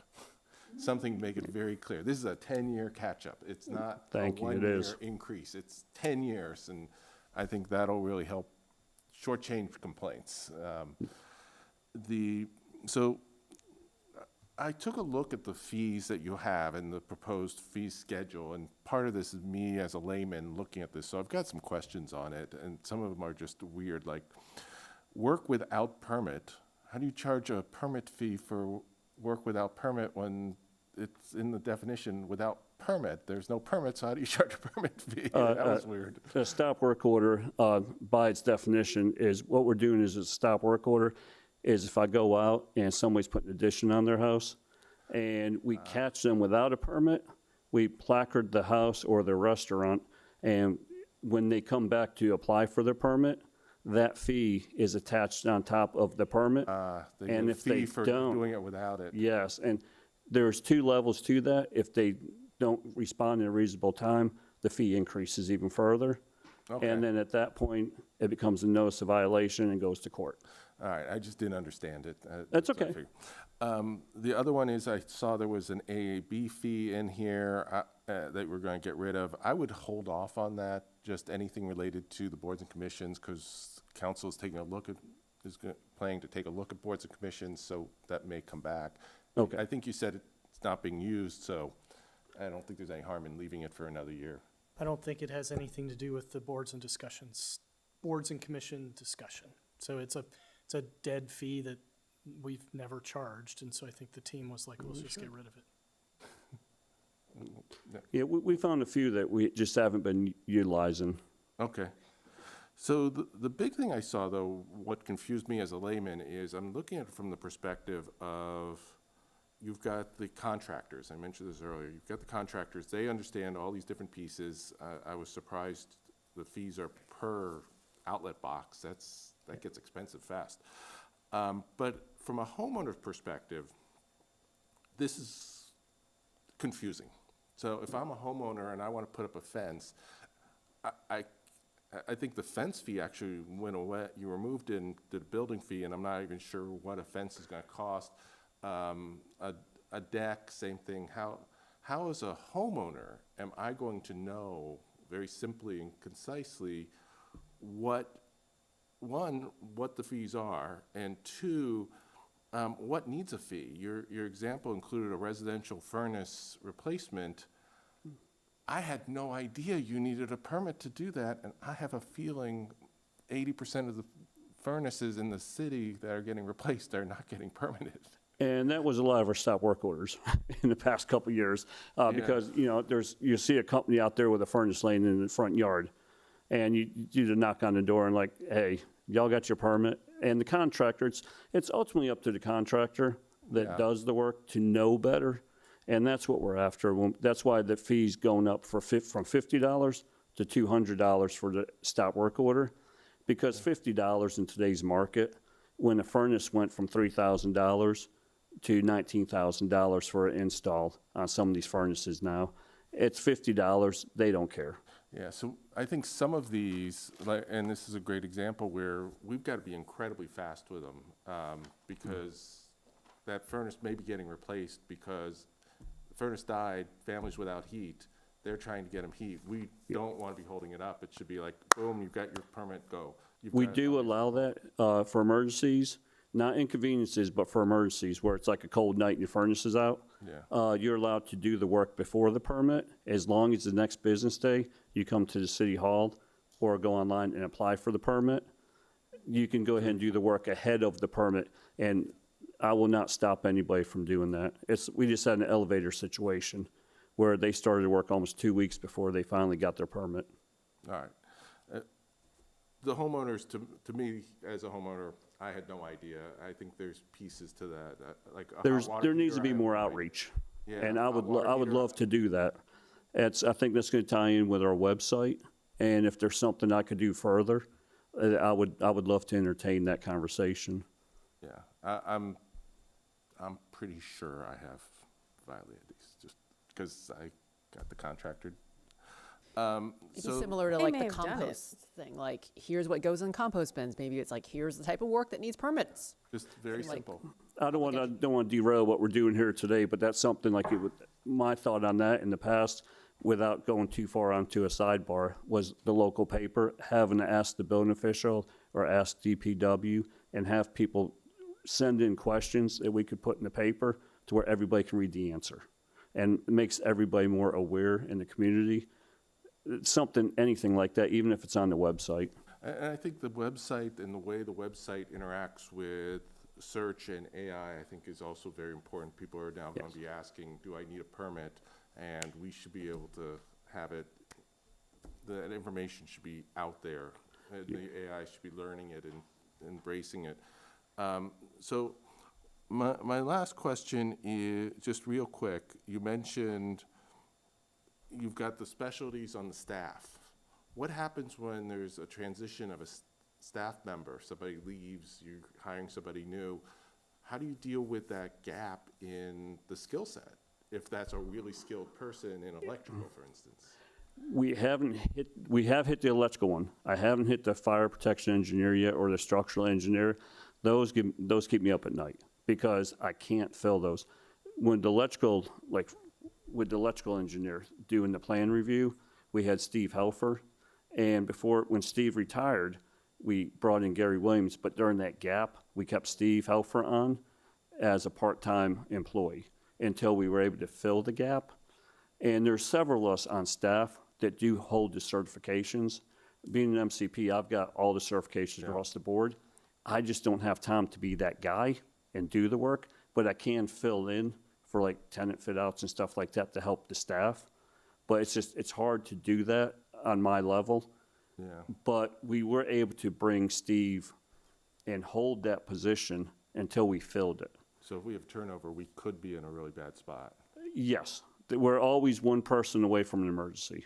All right. And that's where through outreach, I have created a network with other inspectors and other third-party companies to where if push comes to shove to fill that gap, I can reach out to the local community and bring in that expertise for a couple weeks Yeah. or a couple months, whatever it takes. That's the challenge of being a small. Very challenging, yes. That's the part that keeps me up at night if something like that happens. All right. I think that's all I had. Erin? I don't have much, just thank you, support the increases. You know, as you say, regardless of what neighboring jurisdictions are doing, what we're doing is reflecting on our fees versus our practices and costs to our building safety team and what it is that we need to do to bring them into, kind of to reconcile the disparity that currently exists, to make sure that your team can do the work that it needs to do to keep, you know, structures safe. Yeah, hopefully going forward, I don't know how much this fee increase sort of encompasses the expertise of your staff, right, and the efficiency that comes with their expertise, regardless of some of the inefficiencies that we have in like the process piece of things. And so I guess yearly going forward, it would just make sense, you know, to make sure that you're calibrating that, and that if you were to lose, you know, a very experienced staff person, that your fees are commensurate with like what the average person would be. The market rate. The market rate of the, yeah, Yes. because we're getting the benefit of that expertise. And then having gone through, we did a number of renovations, I was over across the street for different permits. You know, I knew that we needed a permit because it's like sitting on whatever the water heater is or anything else in that sort of closet. And I think just, you know, it's important for the public to recognize, right, permits, they shouldn't think of permits as a nuisance. Permits are a public safety issue, Yes. and they're getting the benefit of a very experienced public safety and building safety team when they come through the permit process, because it isn't simply like the fee, it's the expertise that goes with it, that you can have confidence in what's in your house and that it's done properly, and that you're not going to have electrical fires behind the walls because you have people, you know, with the right expertise coming and making sure that like the rough-ins and whatever else that you're looking at those 2 visits are done properly. So thank you again to your team, and yeah, we can promote the permit process with the new fees, knowing people are getting, you know, good value for it. Thank you. Laura? Thank you so much. And I think I do agree that I support the fee increases, and I feel that, you know, when you're talking about whether it's commercial or residential, spending that kind of money, in the end, that's, you know, not so much of a, you know, I think what matters more to people is that great customer service, you know. So I'll give you an example, and I think I've said this maybe in GovOps, I talked about this, but we built our house 10 years ago in Foster City, and it has a ground level garage, which makes it taller.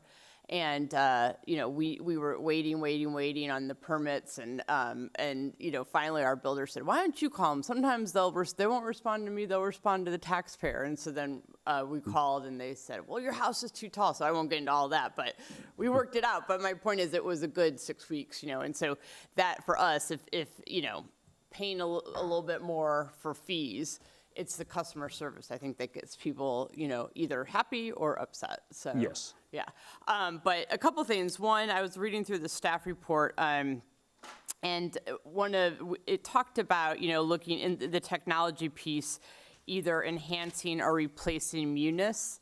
And so I didn't know, is that, because I think the rest of the city government works on Munis, right? And so do we foresee, like, if we were to replace Munis, would that be like a huge problem because, you know, Jody and Tom are using Munis for their operations? So, should we get to that point, that it will be a significant endeavor for the city, you know, to Right. undertake? We'll have more to share with y'all, I think, kind of during our discussion, Okay. work sessions in April. I think specific to this discussion, I think we've recognized the current setup. John talked about it. It doesn't work, right? And so we either need to make some significant improvements to that deliver on the things that the staff needs and that the public expects, Right. or we need to replace it with something else. Okay. And that would either be integrated with something the city did kind of more holistically, or it would be something that would be integrated with that, Okay. right? And so what, you know, at least what we've tried to articulate here is that we're not necessarily wed to what's best for the city's financial system, for Right. example.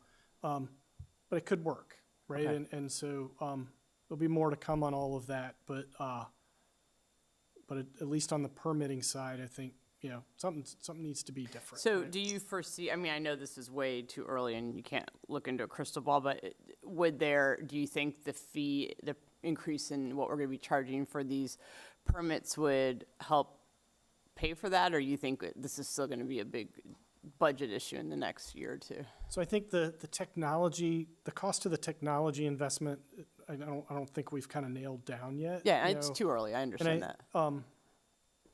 So I think more to We'll come figure on that that. out, I think, okay. you know, there's a scenario where we would kind of come to you all to dip into the permit fee reserve to Right. make a one-time kind of investment Okay. potentially, but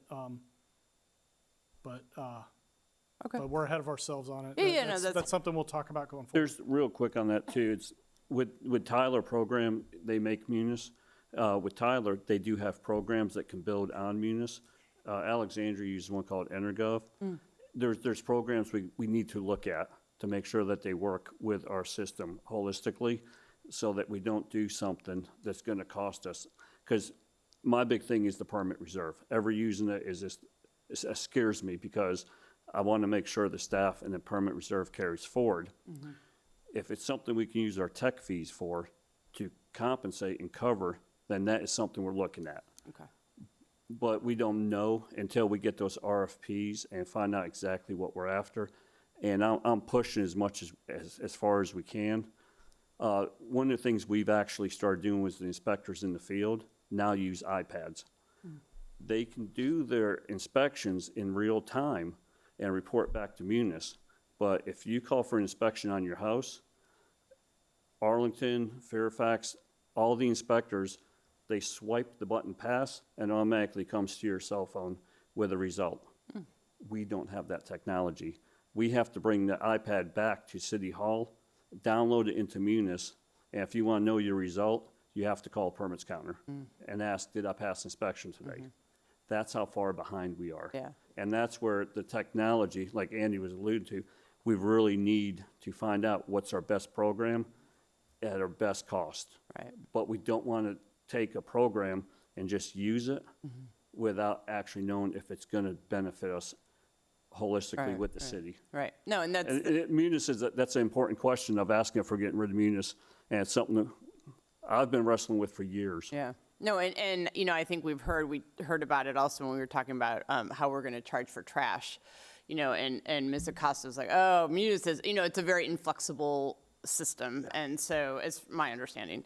So that's why I was just, you know, and so that could be that, you know, we start with the permitting process, but it's a much bigger, you know, we're going to have to, you know, I think everyone feels like we need to update our technology. so, Yes, we want to get real world in real time and have results, whether it's plan review, inspections, compost, you know, tax dollars, whatever we're doing. We want to make sure that it's actually reporting in real time, and that's the big key, finding something that's going to work for us. Great. And then just two other quick things. I was glad to see that one of the key goals was to improve the occupancy permit process, because I feel like that's where people really start losing their patience, because it's at the end of the process, right? And so I'm sure you don't want to get into that now, but what exactly you need to work on with that process, or do you? I don't know. The coordination. Coordination, The big part on that one is we've been in silos, and when it comes time for a project to finish, tenant fit outs are usually okay, because it's Akita and myself that sign off on the smaller ones or change of use. We sign off on them. When you get to the bigger projects, there's the arborist, there's Public Works, there's the engineering firm, there's so many different departments, planning. Everybody's got to look at their part with the VCs. We need to come together and have pretty much an ombudsman, which we do have. I think we got Laura. I don't want to throw your staff under the bus, but I think Akita's got Laura, and she's been the spearhead on top of all these CO changes and what we can do to actually change and make things faster. We did a change several years ago where we make people pay. I don't want to say make, probably a bad term. We have people pay for their CO when they get their permit. So all they have to do at the end of the project is pick up the CO, but it's getting all the signatures on the CO. And they usually wait till my guys are in the field, do the final inspection, and say, I'm going down and get my CO. Well, we didn't even know you were going to call for inspection today. It takes several weeks to get all these drawings together to make sure you built it right. So there's things we're working on. Okay. No, and I think that's how I do. I feel like people, they're patient because it's at the end of the process. Their patience is like this, and then you know. With Very thin. Yeah. Is that Laura Arsenal? Yeah. Is that how you say her I last might, name? yeah, Laura Yeah, Arsenault. yeah. I might be able to add to that a little bit. So we have a pretty good idea, a sense of the deficiencies in the process. We've seen that with the assessment report, and we've seen it even before the assessment report came out. None of that was a surprise. So the problem right now is what John just alluded to, in that because we have these different silos, different disciplines reviewing and signing off on one CO, the process is very fragmented. And so our sort of goal is to integrate the process and have one shepherd or one coordinating staff to take the project or the owner of that project through the process. And so that's the goal. I don't know if it's going to be Laura, but we're still sort of working out those details. Because we know what the deficiencies are, I think we're going to have a better time writing the process. We're gotten there, but we just need to sort of identify the key staff and stakeholders in that process. But we'll get there. No, that sounds perfect. That sounds exactly, I think, how it should be. And then my last question is, I was looking at the staff report, and it was there's a little summary on the EDA's feedback from March 10th, and this is to Mr. Young, your point about the small businesses, and this where I'm at line 201. The group discussed having a potential city program to waive fees for small businesses relocating within the city. Is that the same that if a small business needed permits to improve their current building, or are we just talking about relocating? So I think this discussion was referencing some, incentives the city provided to businesses that were being relocated due to some of the special exception redevelopments kind of in the recent past. We had So done it. think of Founders Row and the collection of businesses that were there before, and finding ways to kind of Oh, I see. lessen the This is a blow very for them to be specific- able to move. Okay. So that's what they were referencing. I think Okay. what it could be, I think that's up to council, staff, the EDA, others to think about whether there's something that we wanted to do internally. How much of that you do, and then we don't collect fees on, creates a different financial challenge. There's pros and cons to that, but I think they were, it was just referencing what had been done with the special exception projects previously. Okay, I understand now. And this is a little off topic, but what do we have a firm definition of what a small business is? Like, is it a certain dollar amount that's made per year under? I don't believe Okay. we do. I would love, Mayor, I would love, because I just received an email from a small business owner who was complaining about how much they had to pay in business license fees and all that. And so I'm wondering if at some point I don't know where would be the appropriate, or maybe it's an EDA discussion, but I just think that's an interesting piece, is to talk about small businesses permitting and all of that. Probably Commissioner Revenue might know, based on the business licenses we offer, like what the spectrum might be and where the thresholds and gross revenue might be to define what a small I business is. think he just mailed out the bills, so I know we have an envelope from Tom sitting on our counter. Do you have others? No, I'm done. Thank you. Okay. Thank you very much for this work. I'm going to start kind of backwards, so starting with the process changes. So I know we spent a lot of time in GovOps and we've dug in. A point I'm going to make again that I think I said at the beginning of when we started this process is I would love at the end of this for this process to work, whether you are a frequent flyer, like you are a experienced builder, or whether you are a first-time person going through the process. From an equity perspective, like we want this process to be easy to use. Non-lingo checklists, like things that make it easy for people to navigate. Like I think that should be our North Star. Because I get that, builders who, experience us or know how to work the system between Fairfax and Arlington, they will be fine.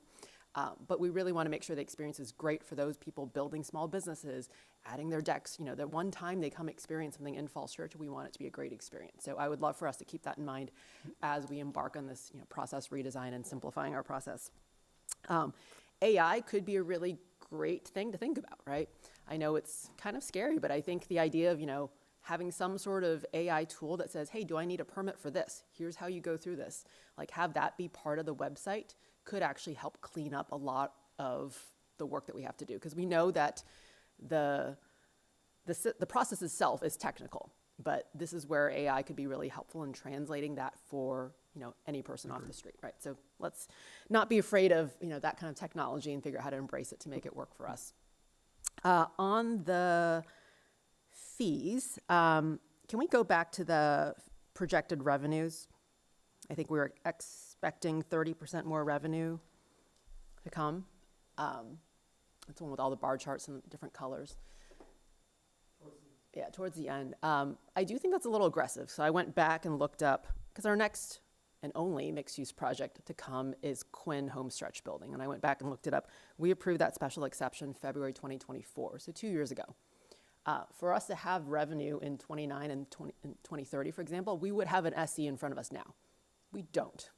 And so I would, again, caution on whether we should bank on those light blue bars, given just what the pipeline is and obviously where the commercial real estate market is, rebalancing right now. So I would not expect that same level of volume of activity and therefore permit fees, just based on what we don't have in front of us in council right now. So that one. Going on to the whole fee discussion. So overall, I support the idea of revisiting it. Certainly, it's been 10 years. Clearly, we need to make sure we have cost recovery. So when I think about kind of how to set a fee schedule, I know that cost recovery and competitiveness are things that staff has brought forth. I would like to think about kind of a third category, which is, are there public policy goals we should be accomplishing with this? And I don't know whether fees are the right place, but I'll call out a couple examples, for example. We talked about small businesses, right? So It is now one of our council priorities, be the best place in the DMV for small business. So if we want to attract small business and retain small business, are there certain fee categories where we should be actually more competitive than our neighbors to keep and retain them and attract more here?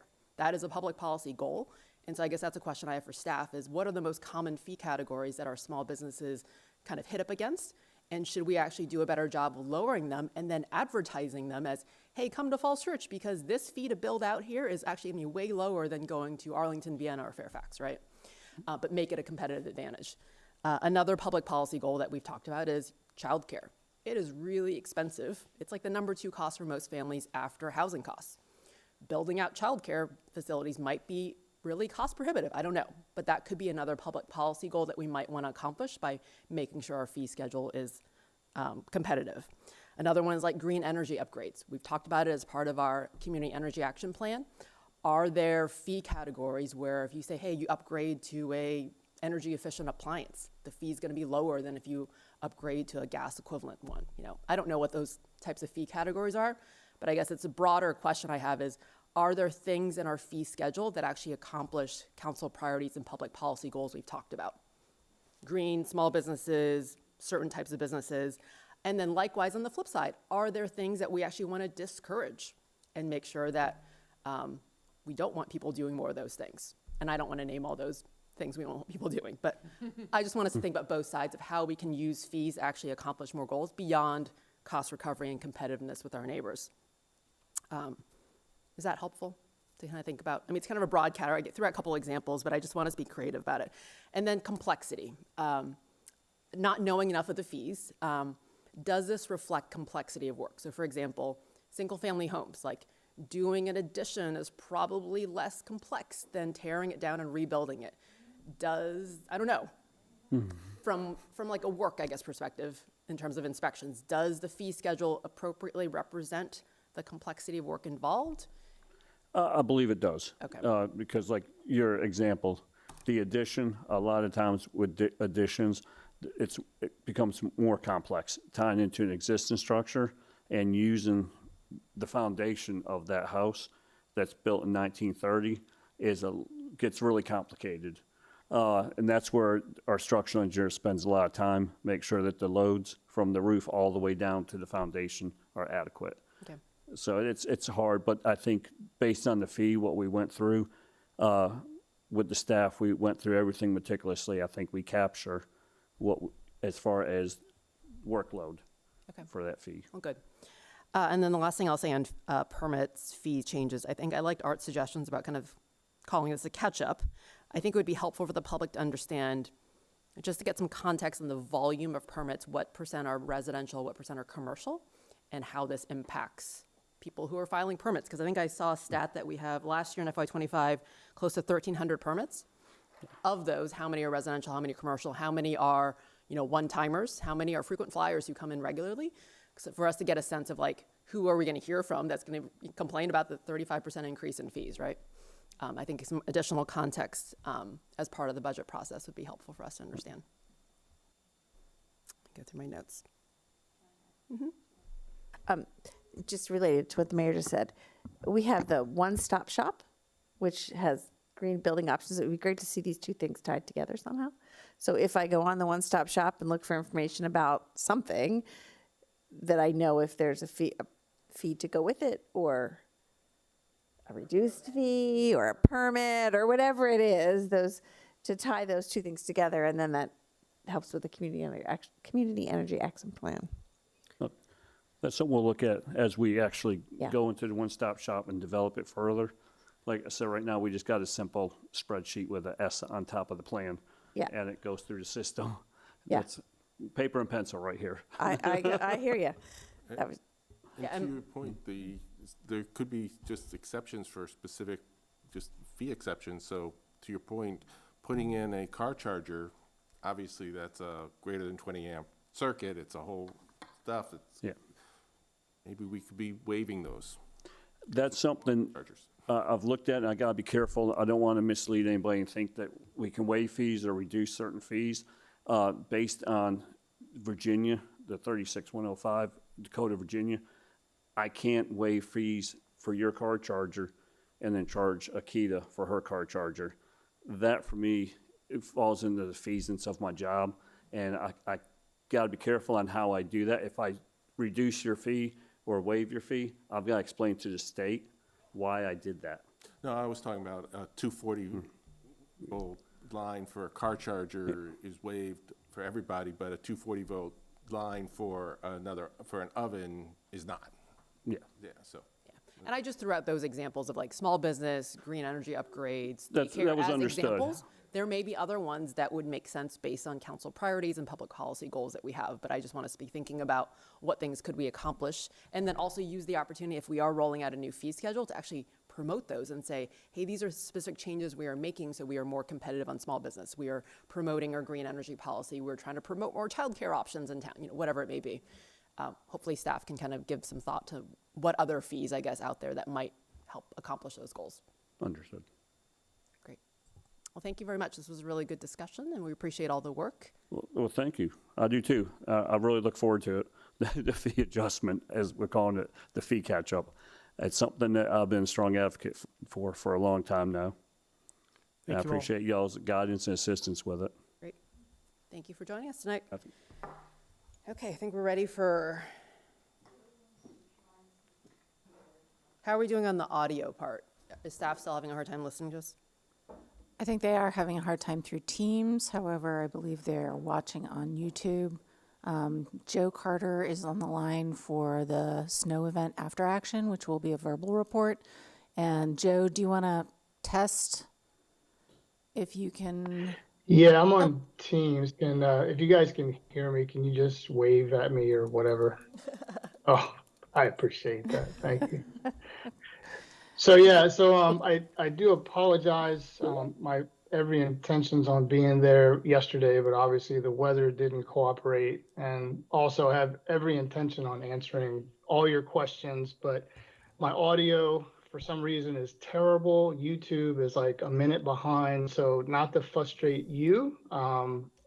If I don't get to your questions tonight, you can, I'm sure Jenny or Wyatt can answer those, or you can just reach out to me through either one of them, and I'll be glad to answer everything. Although I will be touching on a few things tonight that gave us some issues. So hopefully maybe that'll address some of it. But let me just have a good evening, Mayor Hardy and members of council. My name is Joe Carter, and I serve as the Director of Emergency Management and Security. I've been asked to provide council with a brief overview of the city's preparedness and response actions to Winter Storm Fern that impacted our region between January 24th and January 26th. As a recap, Storm Fern brought approximately 8 inches of snow, several inches of sleet, and freezing rain across Northern Virginia. These conditions, along with sub-freezing temperatures, contributed to prolonged hazardous conditions. Prior to the storm, city staff, including the Falls Church City Public Schools, conducted coordination meetings to review forecasts, align city staffing plans, identify operational needs, and arrange accommodations for essential personnel remaining on duty throughout the event. At this time, I just want to go through some of the highlights, as I noted already, for the departments who were involved in this preparedness and response efforts.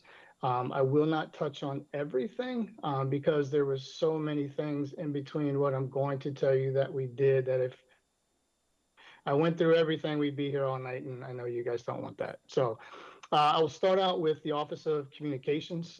Every incident I've ever been involved with, whether with the police department or emergency management, the number one issue, good or bad, that comes up is communications.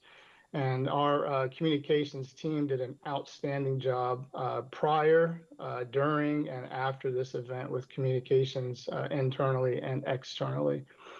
Some of those were they created a storm webpage containing weather and personal preparedness information on the city's website, and also on several social media platforms. The city's website received approximately 5,400 visits at the peak. During the height of the event, and on social media platforms, they received several thousand more.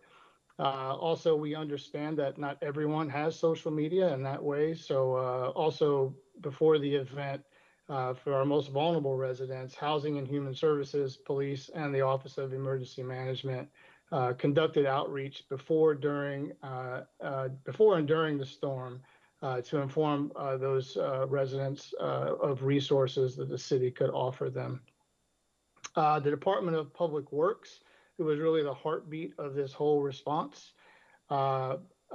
used really two crews to do this. So one crew would sleep at the hotel and the other crew would work for 12 hours. And they did that several nights away from their families because this really did bring challenge into us. So some of their highlights were they pre-treated roads in advance of the storm. So they really started on January 22nd. And they used 5,400 gallons of brine application on January 22nd and an additional 4,000 gallons on January 23rd. So they did a lot of pre-treating to the roadways to help with the preparedness and recovery efforts. They did this by utilizing 10 trucks for salt application, applying approximately 142 tons of salt.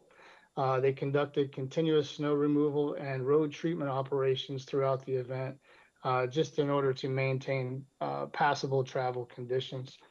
They also hauled snow from priority areas across the city, including 14 school locations and 39 loads were taken from Broad Street and Washington Street corridors.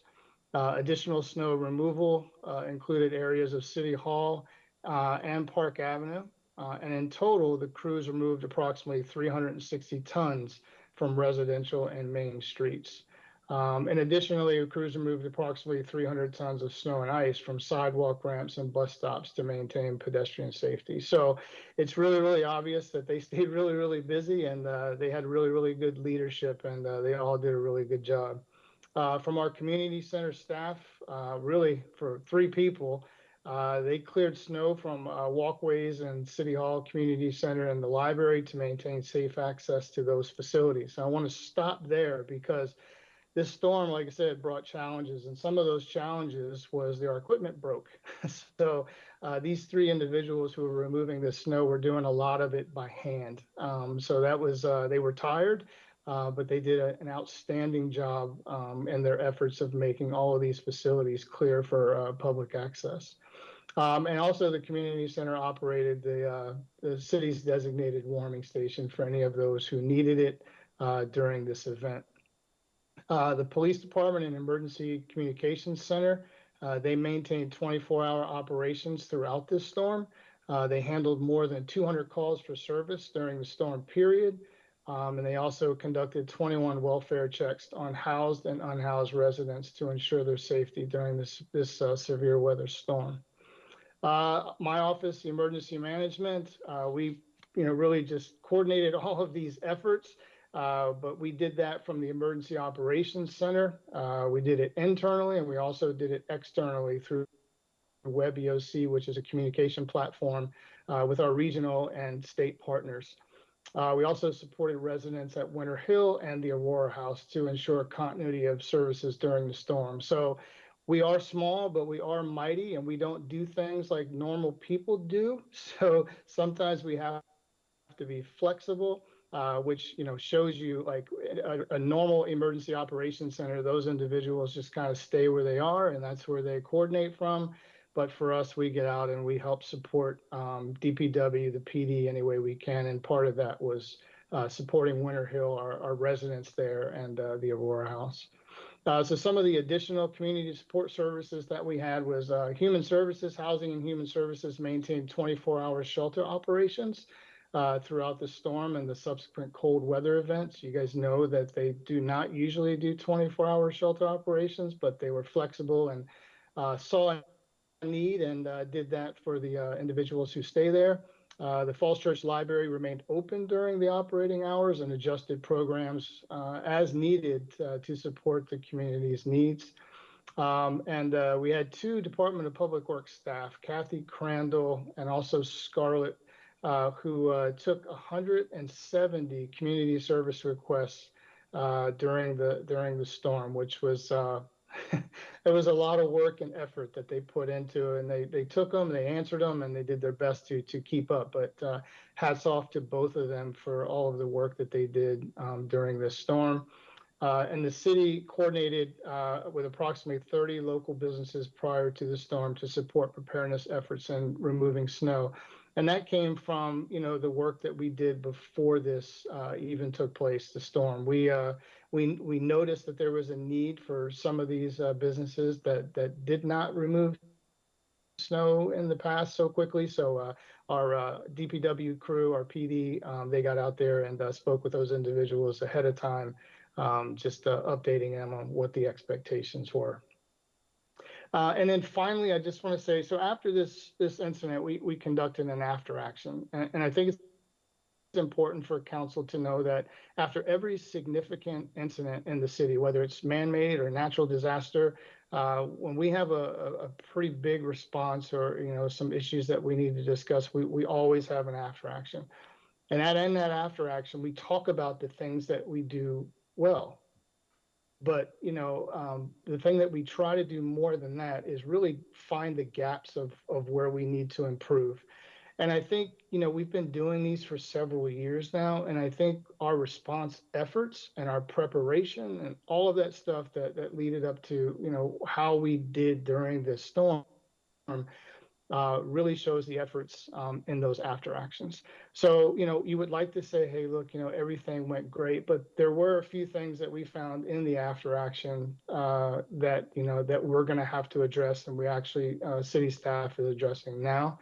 One of those is shoveling, which, we decided during this storm that was going to be one of the things that we were going to have to kind of focus on, because last year, we had a similar storm, and we understood and realized how difficult that was when you add ice on top of a lot of snow. So we were doing more outreach efforts rather than any type of enforcement efforts, because we found that, when people were shoveling their snow, DPW was having to come through and snow was like getting blown back on their sidewalks and stuff they had already done. So, it was a problematic situation, because this isn't something that we have all the time. So we tried our best to do as much community outreach as we could, and as far as that goes. And the other thing that we found was that our city ordinance, our snow removal ordinance, or snow ordinance, has to be updated to meet state code. Right now, it does not meet state code. So internally, we're going to be doing that. So that we can get it to where it needs to be. And some of that has to deal with enforcement. It will always be our number one priority to do outreach first, to give warnings first. But we have to have an ordinance in place where those businesses or residentials or whatever that refuse to remove snow, that make it unsafe for pedestrians or for the children or whatever, then, that we can take action on that. But I would like to just say once again, that's not the whole goal of it. The whole goal is to get people to cooperate. But having something like this does give the city, a little bit of, I guess you might want to say, it gives us enough. It gives us something to get the snow removed so that it's safe for everyone. So I just want to stop there. I know I went through that pretty quickly, but once again, I couldn't touch on everything. If I can hear you, I will do my best to answer a question, but like I say, I don't want to frustrate you by not hearing everything that you have to say. So I'll stop there, and I appreciate your time. And Mayor, if he can't hear, I can call on the cell phone and we'll put him on the speakerphone, depending on how much questions you have. Okay. I think we will probably have things that people want to discuss, and so maybe we can direct it to Andy and Jenny in the room rather than try to have a minute delay with Joe. Okay. Thank you, Joe, for that report and all the work. I know that was a really long, felt like 2 weeks, I guess, of a snow and ice event. So we appreciate all the work of staff. And I think, as many of us have noted, the fact that we were one of the first school systems to reopen, and our sidewalks, I mean, while there's always room to improve, like if you actually ventured out at Falls Church, you could see that we actually did comparatively really well compared to the region. Everyone had a really hard time with the event, so we appreciate all the work of staff and the community for pitching in too. So with that, I'm sure people will have questions and comments and things to bring up. So, Dave? Thanks, Madam Mayor. A couple of comments. First of all, I appreciate the work that was done. A couple of areas that I'd like to see us address. One is the enforcement area, and this was mentioned, particularly businesses. There were businesses that did not shovel their walks at all until they finally melted after 2 or 3 weeks, creating incredibly hazardous walking conditions. That's just not acceptable. So I'll be interested to see what we can do in terms of enforcement, and obviously the work before the fact is just great, but we had some real serious violations in the commercial area. The second area is more technical. When you're plowing the streets and you have a sidewalk next to the street, what happened a lot was literally rocks of ice were dumped onto sidewalks that people had just shoveled. Is there something we can do about maybe not cleaning the entire width of the street so that you're not dumping everything on the street onto the sidewalks? There's something that just didn't seem right, and I've seen this before, but it was particularly aggravated in this case. And finally, the intersections.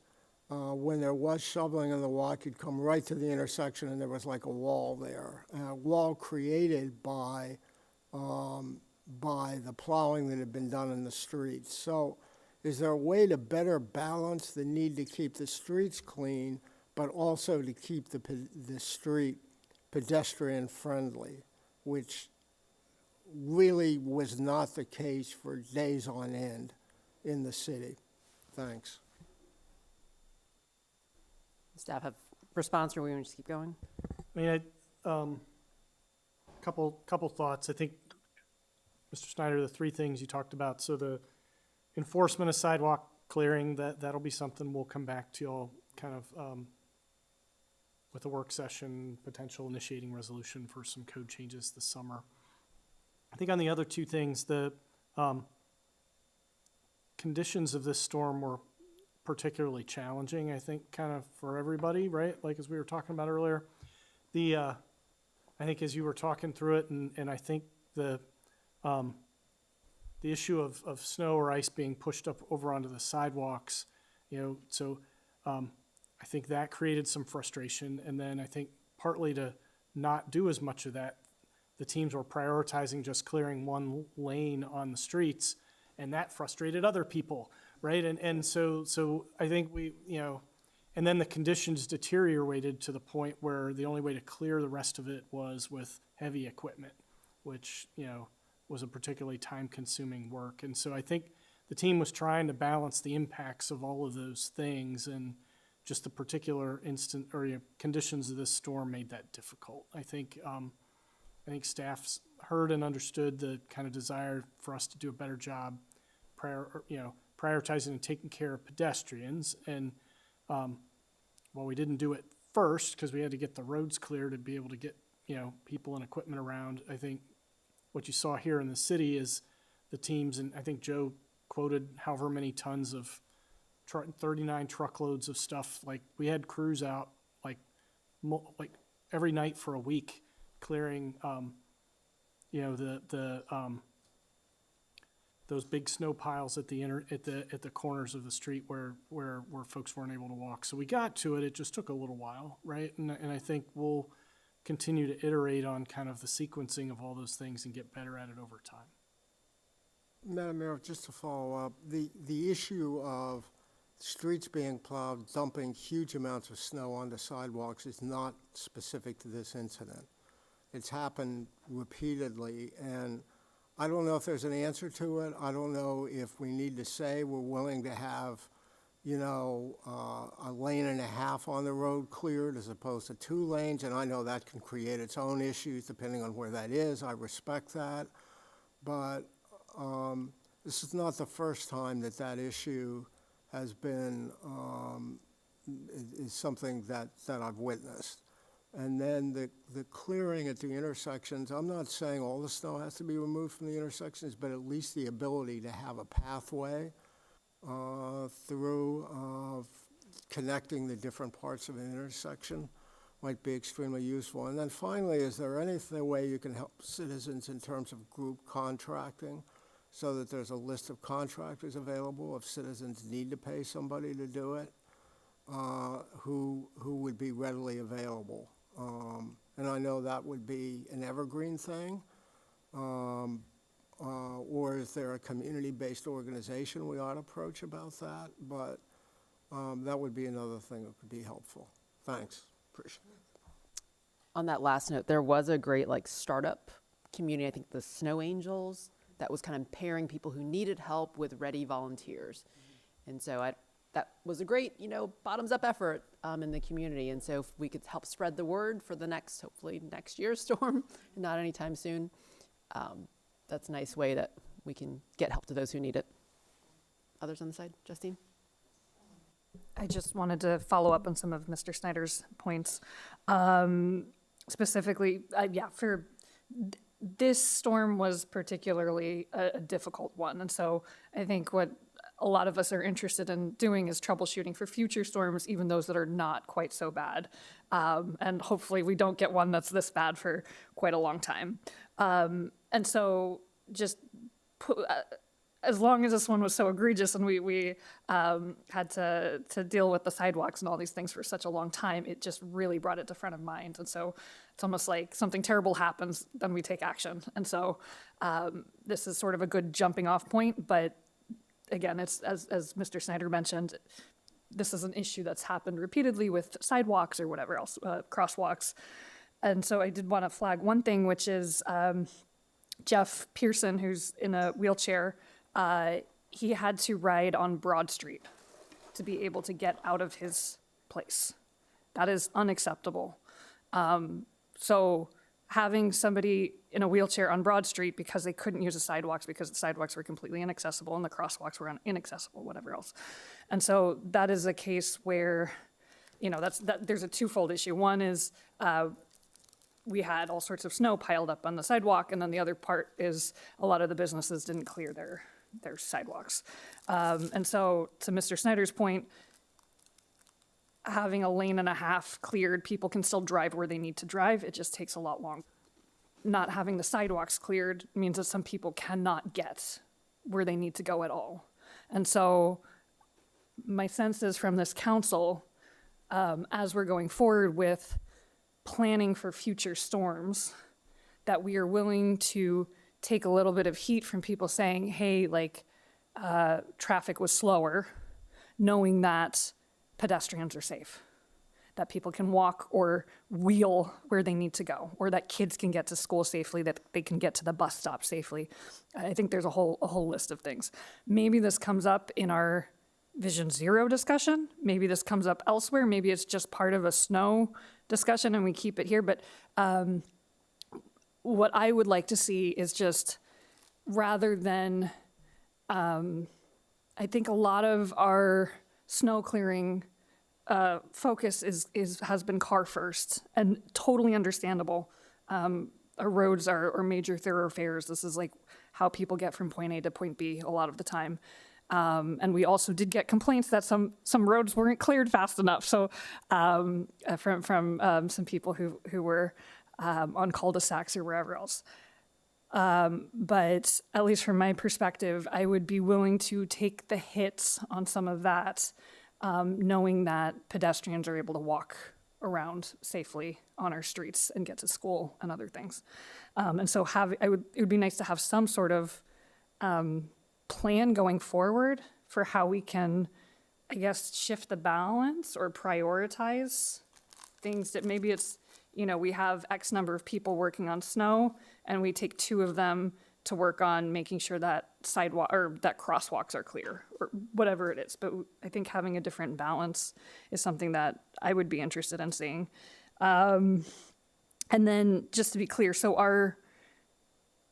in terms of the ordinance regarding businesses and people clearing their sidewalks, that's something we'll discuss this summer as part of a code cleanup. Is that correct? So I think, I don't know if I call it a code cleanup, Okay. but I think what we've talked about is the current stuff on the books needs to be updated to be in alignment with state code. And so, so we would bring, that we're not gonna, we're busy for the next couple of months, but I think that would be something we would target to bring to you all for discussion this summer. Okay, because then I guess like as part of that, or like separately from that, or maybe relatedly, is also like messaging businesses again, and especially the repeat offenders. I think Letty took copious notes on all the all the places that had failed to do it. Photo journals for people who want. Yeah. I mean, yeah, I almost want to have like a photo be like, is this you? Like, you will be fined next year if you do this again. And so, then I guess the other question is, do we have email addresses for them where we don't necessarily have to physically go to their address, but we could email them and say, hey, you're facing a X amount of fine or whatever else, if we have to send our city team to clean up your sidewalk or whatever else. So let's actually pause there because I want to make sure we all have the same understanding. So what we have authority from Richmond for is actually charging them for snow removal. We can't just levy a fine that they didn't do it. Right. So Is that correct? I guess I want the attorney to, that's been an important thing that I think we've gotten a lot of comments like, why can't you just slap fines on people? Yeah, that is correct. The fines are not authorized. Right. So it would be, this is the fine you would face if our team has to go out. I don't think we can, unless we can hire a contractor to do it. And maybe this is the other thing, maybe as there are predatory towing contractors, could there be predatory snow removal contractors that the city works with to make sure that businesses actually do clear within, it could be a 48-hour period if we wanted to give more grace or whatever it is. But they go and do it, and then we pass along the fine to the business. But that's where, like, I don't know if that discussion needs to happen here or that would happen over the summer, but figuring out, like, how we can be better set up for that would make me feel a lot better. That would be the discussion we would have this summer. Okay. So we can table that for now. Other things, I did see that, actually, I'll leave it there. I can bring up, my wish list would be, wouldn't it be nice if we could have the W&OD trail clear? And wouldn't it be nice if Howard E. Herman, okay, maybe I bring it up. One of the things that Wyatt had mentioned is we don't have an MOU with Nova Parks to clear the W&OD trail. And might be a whole other ball of wax, but at least getting the MOU can give us the option to be able to clear it and have like some sort of understanding with Nova Parks. The Leesburg does have a MOU with Nova Parks, and so if we could just copy that, basically, I would be happy to send that along to you guys to see if that's something we could just copy and use. Nova Parks would be happy for us to go down this path, and then we can decide at a later point, do we have the equipment? Do we have the people? Do we have the money? Do we have whatever else? But at least having that legal basis in place would be a really good start that I would like to see. And then, yeah, I tried to walk down the Howard E. Herman Trail just to get to the south area of the city, and that was really scary too. And so, I mean, and then it's gravel, it's probably really hard to shovel. yeah, or that's plow. probably that. I recognize this is almost like a wish list. What I will end on is, so it's really crosswalks, sidewalks, the ordinance, and then our trails. What I will end on is I know how incredibly difficult the storm was. I reckon, like, staff was working so hard. And so I am so grateful for everything that staff did and the DPW team did. And it was just an incredible effort. And, like, I was even trying to, like, clear my area, and it was insane, just like a tiny sidewalk. And so overall, I'm really grateful for the work and that the DPW team put in, that emergency team put in, that everybody put in, police put in. And I went to DC. Like, DC didn't have trash collection for 2 weeks. That didn't happen here. Like, I guess I do want to stress things were a lot worse in other places. And so I'm really proud of the job that our team did. I just want to push us to be like, I guess in my view, as best we can. And as best we can means also prioritizing pedestrians. And so just taking a little bit of the effort and maybe shifting it slightly to another location would be my preference. And that's all. Thank you. Other thoughts? Do you have more? Or Yes, I have some. I have some. So, like Justina, I mean, I'll acknowledge it was hopefully once in a lifetime storm. We've never experienced anything like that to most of our memories. So thank you for everyone who did a great job. And we talked about that continuously. Just a couple things. Do we need to invest as a council in sidewalk snow removal equipment? We have plows. How much, so that's just a general question for the future. Is that something that we feel that if we're going to really focus on pedestrians, we should probably have more equipment to get that to happen? Part of it is kind of an economic development piece too. You know, I fielded a phone call from the new grocery store that was, they moved from California. They've never experienced it. They didn't know how to plow snow. And I said, well, contact, you're in a building, and the building had done like a little thing all the way around. And so they ended up finding someone to clear out their driveway to get their deliveries. But there's an economic, not only is there there's an economic development portion to this that we could also work with the Economic Development Office to get businesses to cooperate. And then my last thing is the most important, and there was a memo that came in this evening from the CACT. It just came in tonight about their strong concerns about Oak Street Elementary School, and that is my number one concern. The parking lots were cleared, but Oak Street itself was not cleared, and that needs to get up to the top priority list in the future. Park Avenue was cleared end to end because court was coming, but those teachers and buses, Oak Street was not cleared end to end until it melted. It was 3 weeks. We had teachers parking in the fire lane for 3 weeks because that didn't happen. And we can't let that happen again. That's got to be on the number one list of, you know, what are our top priorities of what gets plowed. And the area of Seton Lane and Oak Street has got to get plowed for any snowstorm.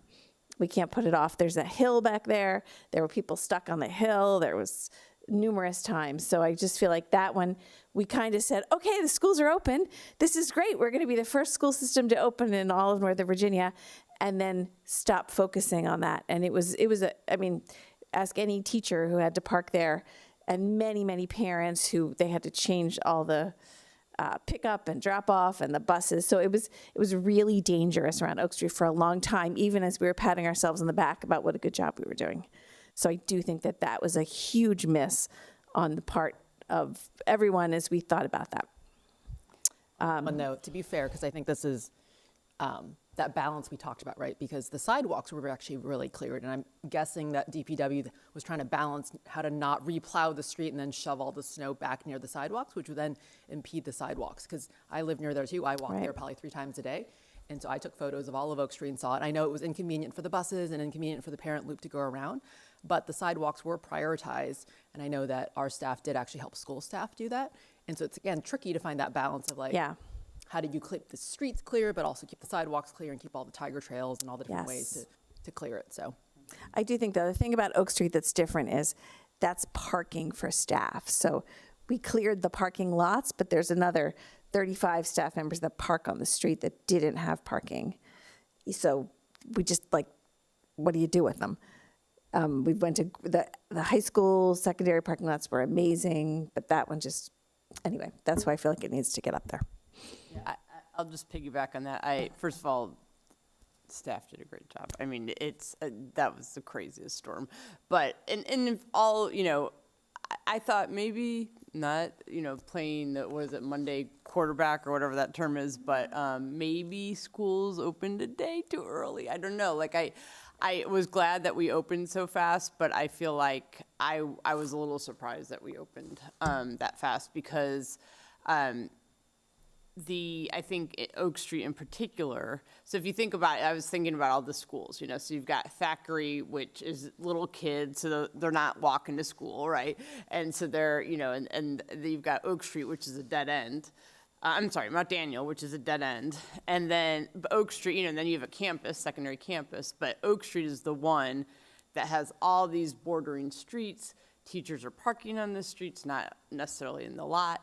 And so that might just be something for the future that we, in terms of schools, when we're working with the schools, that's the one maybe we take a look at first to say, like, how are we doing with the sidewalks? How are we with the surrounding streets and all that? Because that is, I think, the most difficult. and even on a normal day, they've got speeding issues around there. You know, it's a tough area where Oak Street is for pedestrians and students. So, yeah, I think just to piggyback on you, I agree with you. I think that would be definitely one that rises to the top. But in general, I thought the team did a great job. Mary Beth, do you have others? Or that was it, Laura? Yep. Aaron and then Art. So I don't have much to add. I'll just echo the comments that everyone else has made.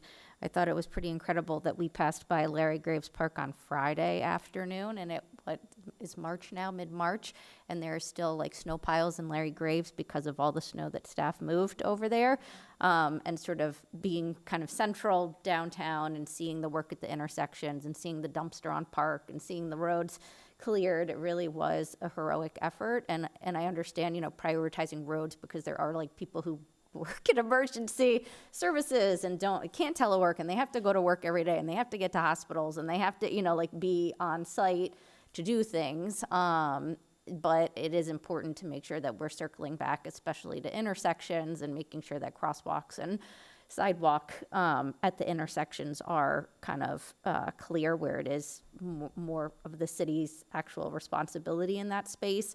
I think that the complaints we heard or the frustrations we heard were with the lack of enforcement mechanisms and with, you know, private property, whether it was business owners or sort of, you know, private homeowners who had not cleared streets. And so I want to be careful about sort of, we all want the pedestrian goal, but I don't want to shift that work onto staff when they are private property responsibility and have an expectation that after staff is sleeping in hotels for 4 nights, you know, to keep the city clean, that we expect staff to be the ones who are also clearing sidewalks from businesses. And I think in emergency like situations, they do that and they try to do that.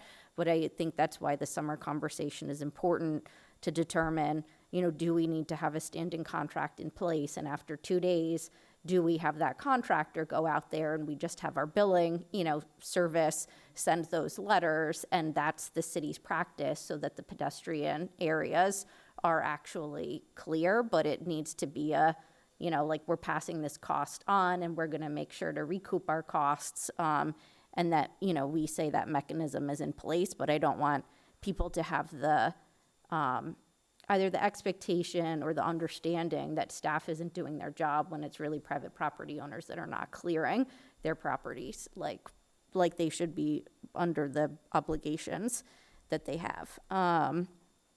So I guess I'll just leave it at that point, but appreciate all the efforts and also understand, you know, why people are frustrated in the way that they were. And I guess when we did the tiered system, it would be helpful.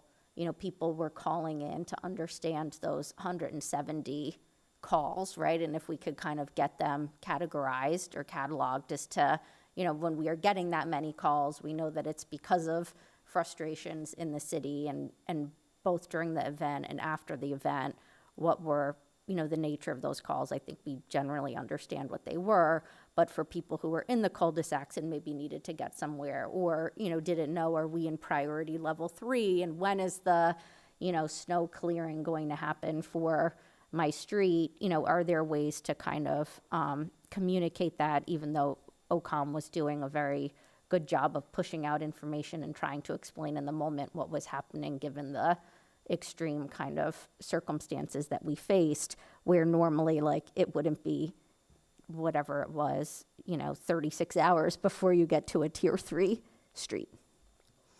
I have to piggyback on that one now. The other, in addition to the businesses, were churches. So there, you know, if you think about, you've got 2 big churches on Broad Street, you've got Columbia Baptist, and then you've got St. James. We've got a lot of big churches that have a lot of sidewalks, and none of them cleared their sidewalks. So I don't know, you know, if we treat them the same as businesses, but I definitely think we need to reach out to the churches and say, hey, this is the expectation. Maybe you should have your congregation, you know, have a list of congregants who can help. But I remember specifically a good 10 days after the storm, someone was finally doing in front of Falls Church Presbyterian on Broad. I mean, this was not a little street, this is a sidewalk, this was on Broad. So that's, I think, another one that we need to treat maybe a little bit differently than the businesses to keep good community relations, but we need to reach out to the churches. I think they should treat it the same way. They're a private property owner and they should maintain their sidewalk. And I agree with that. The churches, the businesses, I think we need to be very clear over the summer, our expectations. I think the expectations in the past have been kind of vague. You should shovel your sidewalk. We should be out there very clearly saying, we expect if it's a streetscape street, we want 6 feet. That's our minimum.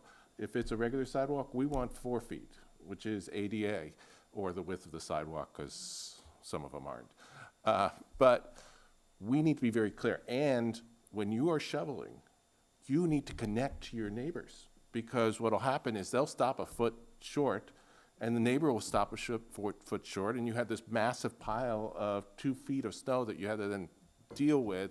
It's like, no, the expectation is you are connecting to your neighbor, you are connecting to the street, you are making it wide enough so that it is ADA compliant. If it's a streetscape, it's 6 feet, that is the standard. I like the idea that was put out there about let's have a contractor who's that 2 days in, we're gonna call them up and they're gonna come in with their equipment and they're gonna plow it, and we are going to send that charge back to you. And by the way, we're not going to discount it at all. It's going to be the most expensive option out there.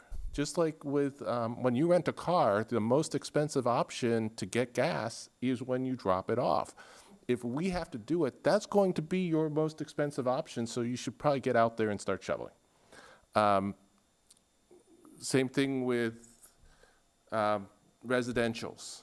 And maybe we should invest in a few snow blowers just in case. I don't think they're that expensive. The problem is they'll be sitting around a lot of times.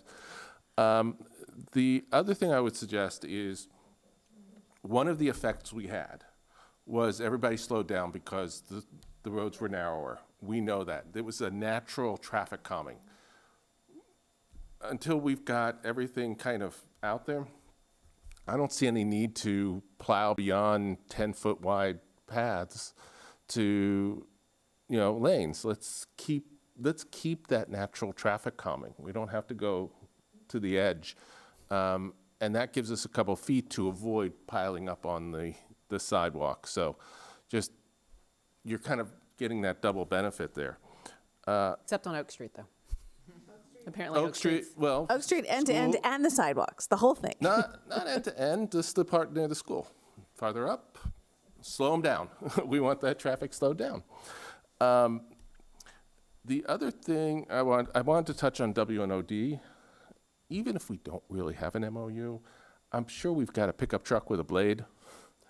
We don't have to, when we think about plowing the WNOD, we don't have to think about plowing the whole thing. Actually, that's the thing. They don't allow us to plow it. They said that plows can't be on the WMD. They actually have to blow it by hand.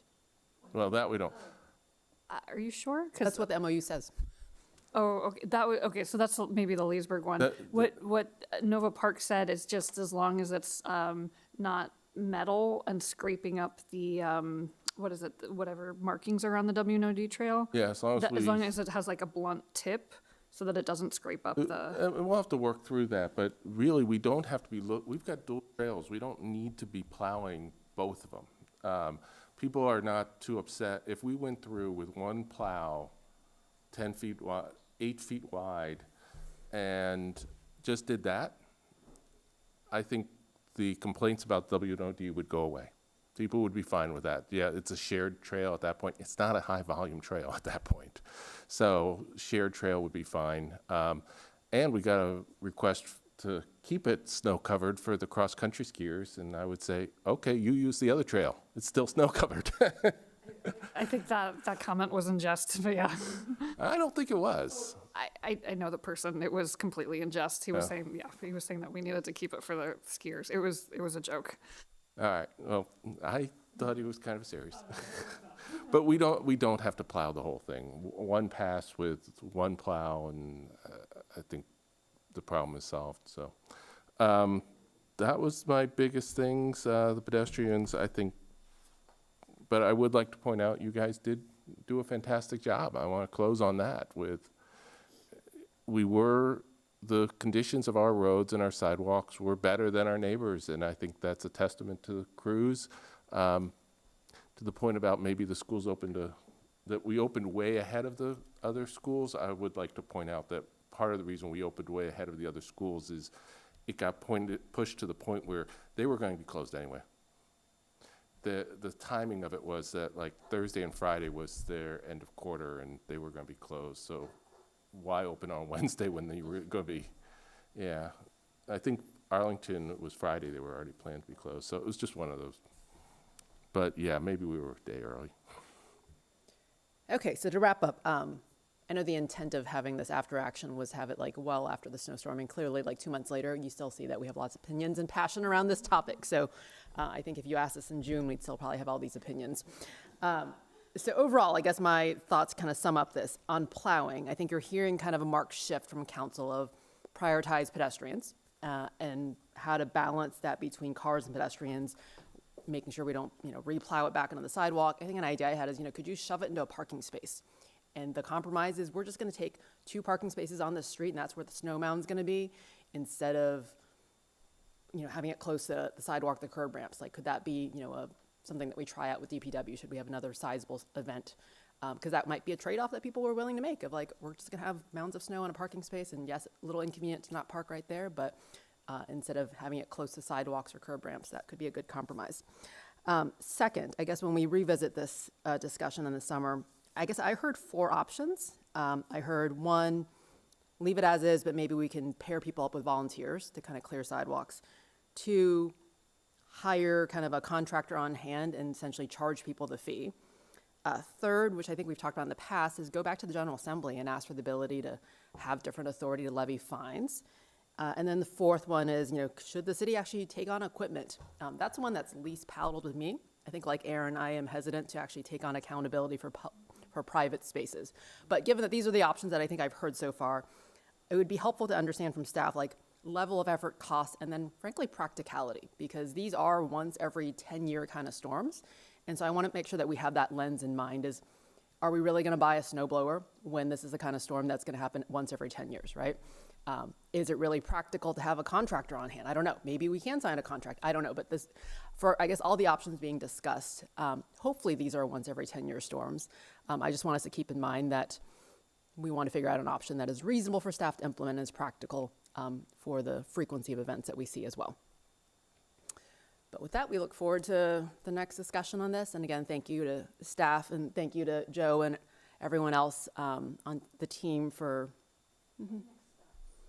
Well, it sounds like in June or summer, you're going to come back with recommendations on what to do about the authority on sidewalks.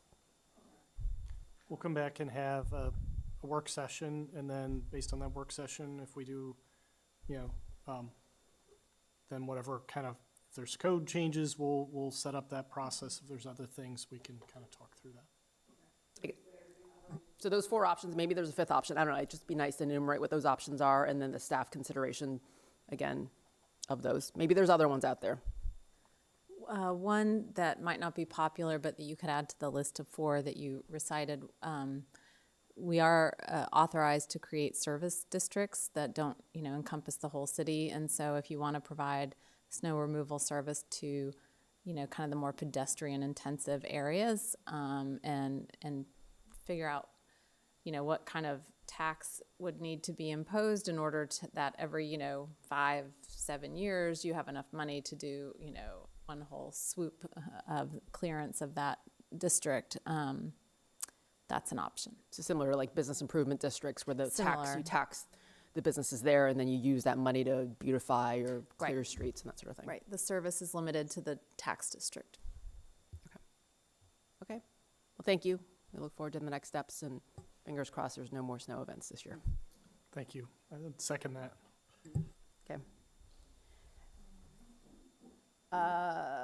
Do people need a break before we get to the last item in the closed session, or should people just do the break between? We have one more item, and I think some of the, The opioid one is what I meant, right?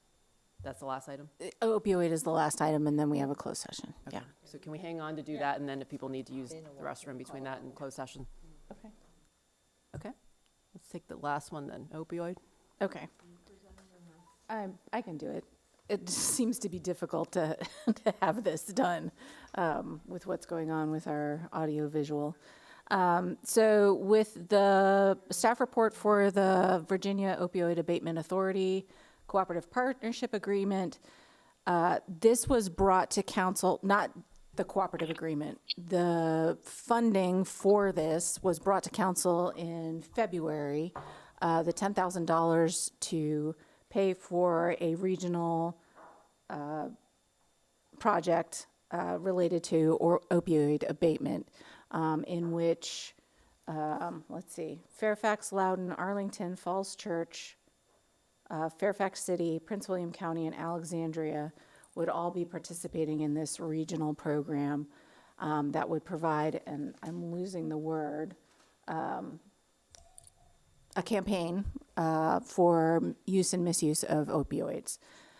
So the appropriation was made in February in that budget amendment. So this is the cooperative agreement that is being put forward as part of the grant application to the Virginia Opioid Abatement Authority. Loudoun County is going to be the fiscal authority, or not the authority, the fiscal agent for this particular project. And so this is basically asking council to authorize signing off on the cooperative agreement, and then also to provide the city manager with the authority to sign an operational agreement that will happen later on. It is a bit of a urgent level as they are putting the grant in. I believe they're submitting the grant this week, the application. There are several other jurisdictions that are also having to go to their council or boards of supervisors to have this particular cooperative agreement approved. So it's basically authorizing us to enter into what we've already set aside the money for. Hopefully I said that concisely enough. Dana, did you hear all that? Yes. And do you want to add anything? Yes, you said it perfectly. You know, all of those localities, we all are receiving a distribution from the settlements, but we're also applying for this pot of money that the state has that we can apply together collaboratively. It's going to be an outreach campaign. It's going to provide, it'll be a campaign, a communications campaign. It'll provide regional training, and they'll also have an advisory committee that we can all use. So we're pretty excited about it.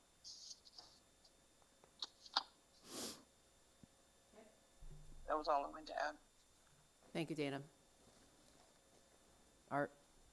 So, Dana, during the February HSAC Board and Commissions, there was some discussion around Unity Club, and at the time, there was discussion about funds from the settlement were already being earmarked to Unity Club in the city for opioid,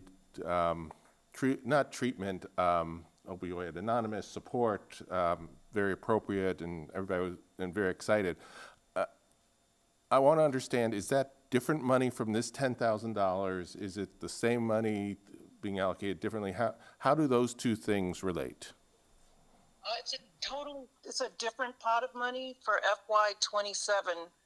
We have funds set aside that are going to go to, we have 3 projects identified that are in the budget. And one is Unity Club. And then the other one is the schools are looking to do substance abuse groups with parents and youth. And then the other one is, I believe it's training for Aurora House. So those things are already submitted in the budget for FY27.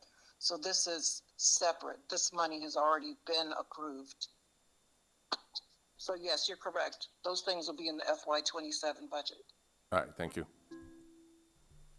Anyone else? Aaron? I guess it's just a follow-up. I was a little lost reading the staff report, but I think that, so what are you're saying that basically the $10,000 that we are taking of what would be our disbursement, we think that the value of putting the $10,000 into this cooperative agreement, that we're getting kind of more than $10,000 in services or marketing or outreach or education kind of out of it. Is that fair?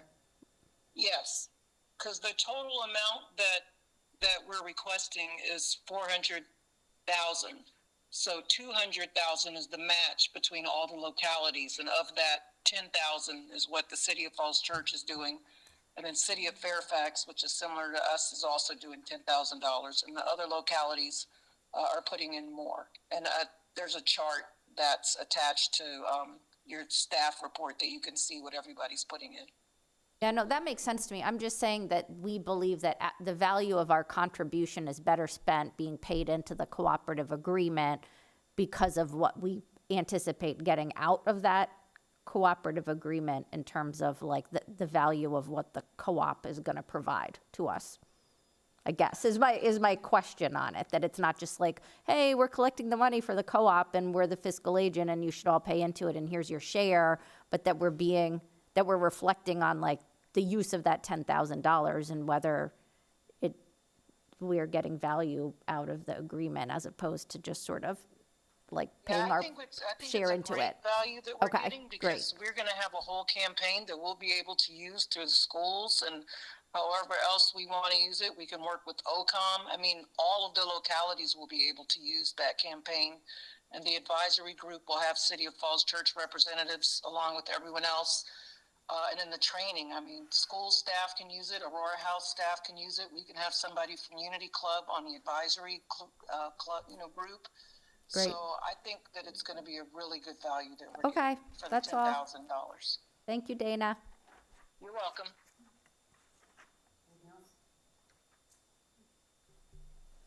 I think we're good. Okay, if there's no other things, we can go into closed session and take a break. Can I do one thing? Just a council request, Cindy? Actually, I think we do have the Schedule? council schedule, and if we could actually review the agenda tonight versus doing that tomorrow morning at 8:30. Okay. Okay. Do you want to do schedule now or? I'll just Okay. schedule now.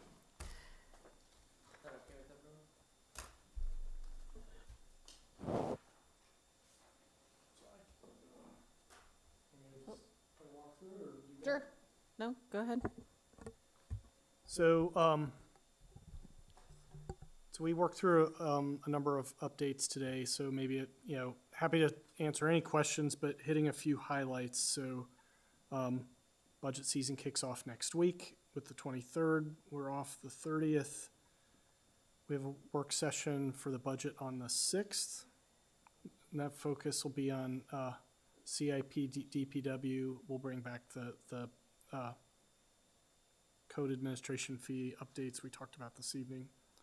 April 13th, we'll bring the City Council MOU for the Virginia Village back, as well as a contract authorization for the real estate consulting services. Real quick, the 25th, do we have GovOps? Yes, we do have GovOps, and I believe it's the boards and commissions discussion and the council office hours. So that needs to be on there. No, well, the office hours are on the 1st. Yes. Yeah. It's the 1st. I think I'm the only one. I may or may not. We'll see, Art. Don't pull an April Fool's on me. But yeah, we need the 25th on there. Okay. Additional work sessions, on the 13th, on the 20th will be the school budget and the public safety budget. On the 27th for probably just budget Q&A. I think starting on May 4th is where, starting to flush out some new work. So some of this y'all have seen before, some of it's new. So we'll start the discussion on the Chesapeake Bay state law compliance work that we need to do. So we'll bring some kind of initiating resolutions and start that discussion on May 4th, and continues on the 11th. On May 18th, we've got a series of law enforcement city code cleanup work that we'll be introducing to you all. And at that point, we'll be coming back to close the loop on Virginia Village, talk about the selection committee for the RFP. That work continues on May 26th. On June 1st, we're proposing a scoping discussion on the topic of the BZA and parking and landscape modifications and waivers. And so I know that that's a topic that's been out there for a while. So, so we've had a good discussion here over the last week. And so the initial work session for that will be on June 1st. And then, and then work to follow. I guess a question on that one. Given that the state has sent parking legislation to the governor and might likely be signed, and then it'll probably be effect July 1st, or Cindy, what is the effective date? Okay. Does that impact what we might talk about June 8th, and would it make sense and then to sequence it so that we don't actually waste time talking about something that will change at the level? I have provided that legislation to the working team, and if it's signed, we'll know the signature by the governor on April 13th, because that's the deadline. Okay, so we'll know before June. We'll know and can be taken into consideration. Okay. And then we have Virginia Village work potentially, like as a placeholder. We've got that June 15th and continuing into July. So there'll be a few other things kind of, sprinkled in there, but that's a big chunk of the work, I think, that you all see with us between now and the beginning of the summer. On Virginia Village, could you let us know when those community meetings are scheduled? Because I think March and April had several. Yes, I believe there's one Saturday. Yeah, there's one online, it's the 21st, that has like location, time, TBD. So that one would be good to know if something's actually happening on Saturday. I've gotten some inquiries about it. And I had one question on tomorrow's the Eden Center Police Substation. Where in the mall is that? Oh, you know what? He was at the, we talked about it at the Chamber of Commerce lunch today. It's in the one closest to the arch. Okay, when you go in on the left. When you go on the left, yes, there was an address, but I think it's where Bon Mi Oi is and along Wilson Boulevard, the part that's closest to Wilson No, the Boulevard. address is Wilson Boulevard. Yeah, So it's outside versus that inside hallway?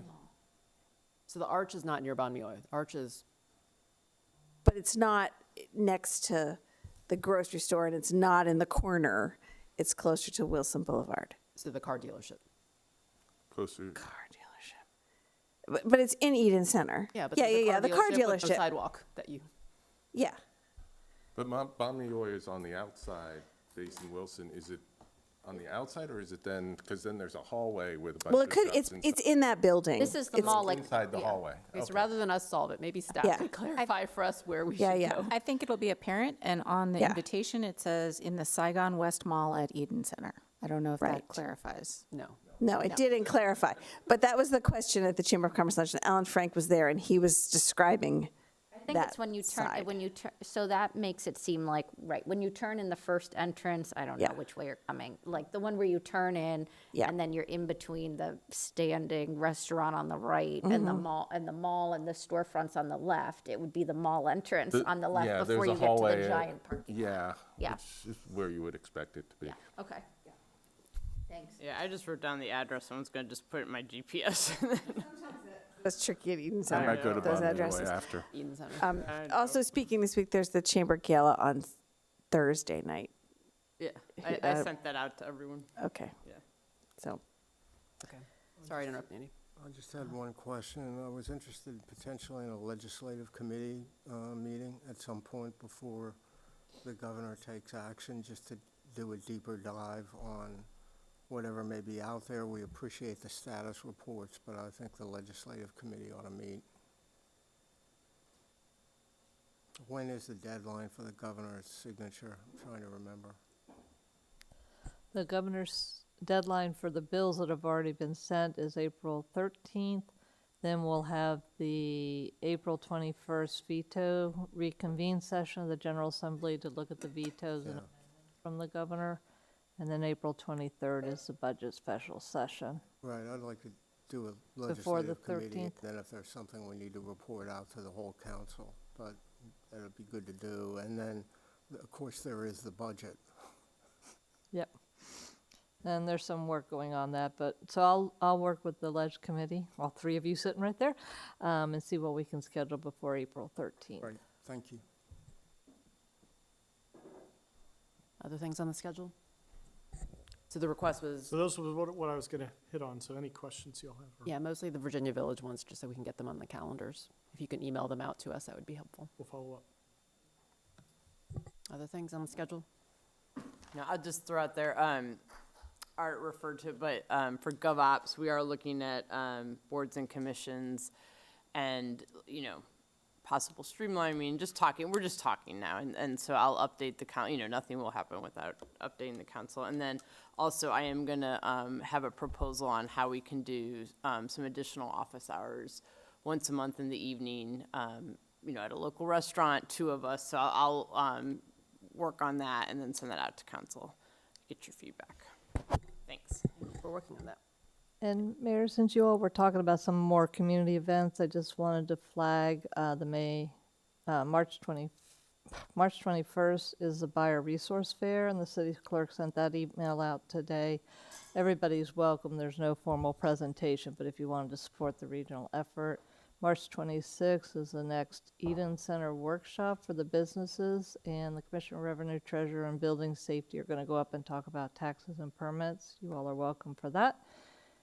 There was one other, what was March 28th? Oh, March 28th is a No Kings rally, and from 9 to 12, and then at 1 o'clock at the community center will be Dr. E.B. Henderson's portrait unveiling in the gym to go with the naming on the wall. So those invitations will be coming out from city clerk as well. What date is Henderson's unveiling? March 28th, 28th, 1 p.m. in Okay, because the that's gym. spring break. Yeah. but- okay. That was the best day for the Hendersons and the family and Okay. folks coming into town. Okay.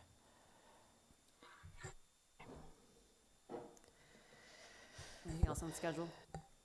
So I'll send a link out to the Virginia Village webpage for the city. So we have 2 meetings on site visioning. So the first one's Saturday, the 21st. And the second one is Tuesday, March 24th. Does that Saturday one have info on the web, but it doesn't have like information yet, right, Andy? Or did it get filled in with actual information? Because the date's there and it has no information as to where anyone should go. You can click through it. It's at Oak Street Elementary. great. Okay. From 10 to 12.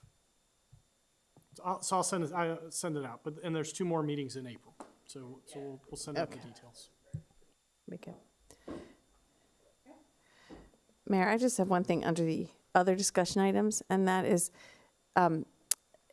recently there was a walk around Oak Street Elementary with the CACT and the police and Public Works.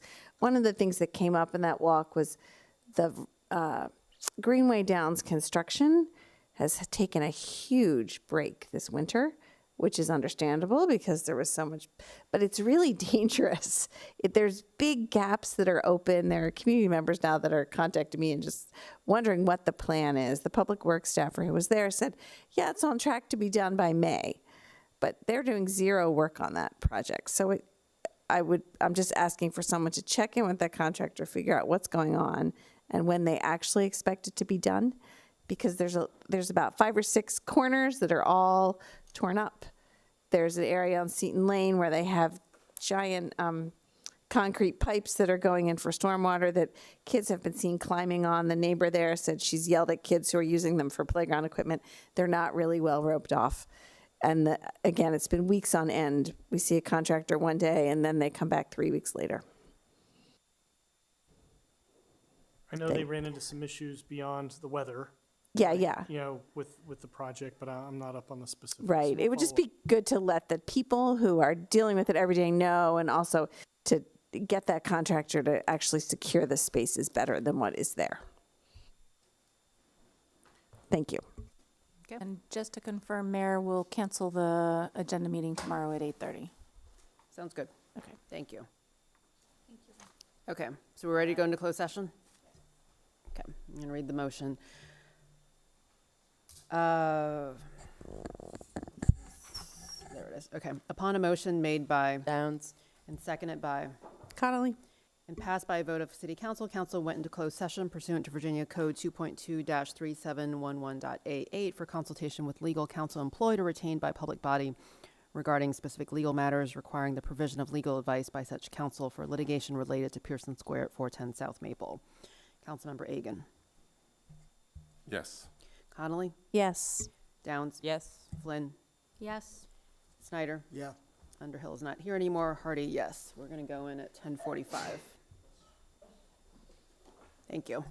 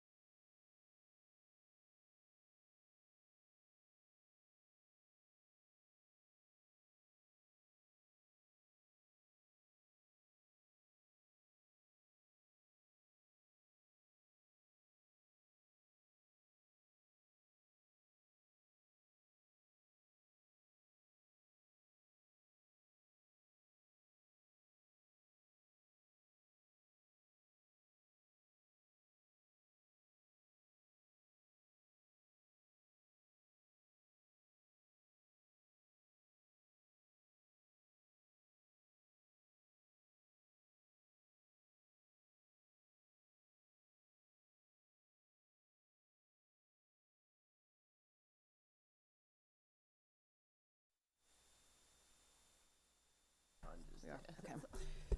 Okay, let's come out of close. Upon a motion made by Downs.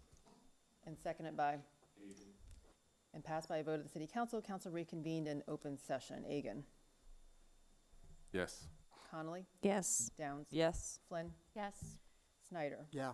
Underhill's not here. Hardy, yes. We are coming out, whatever time it is, 11:13 p.m. Now for the certification. Upon a motion made by Connolly. and seconded by Lynn. and passed upon affirmative roll call vote in open session, it was certified that one, only public business matters lawfully exempted from open meeting requirements, and two, only such public business matters as were identified in the motion by which the closed meeting was convened, heard, discussed, or considered in the closed session or meeting by the body. Agan. Yes. Connolly. Yes. Downs. Yes. Flynn. Yes. Snyder. Yeah. Underhill's not here. Hardy, yes. Is there any other final business? Okay, we're adjourned. Good night, council. And we are canceling tomorrow morning.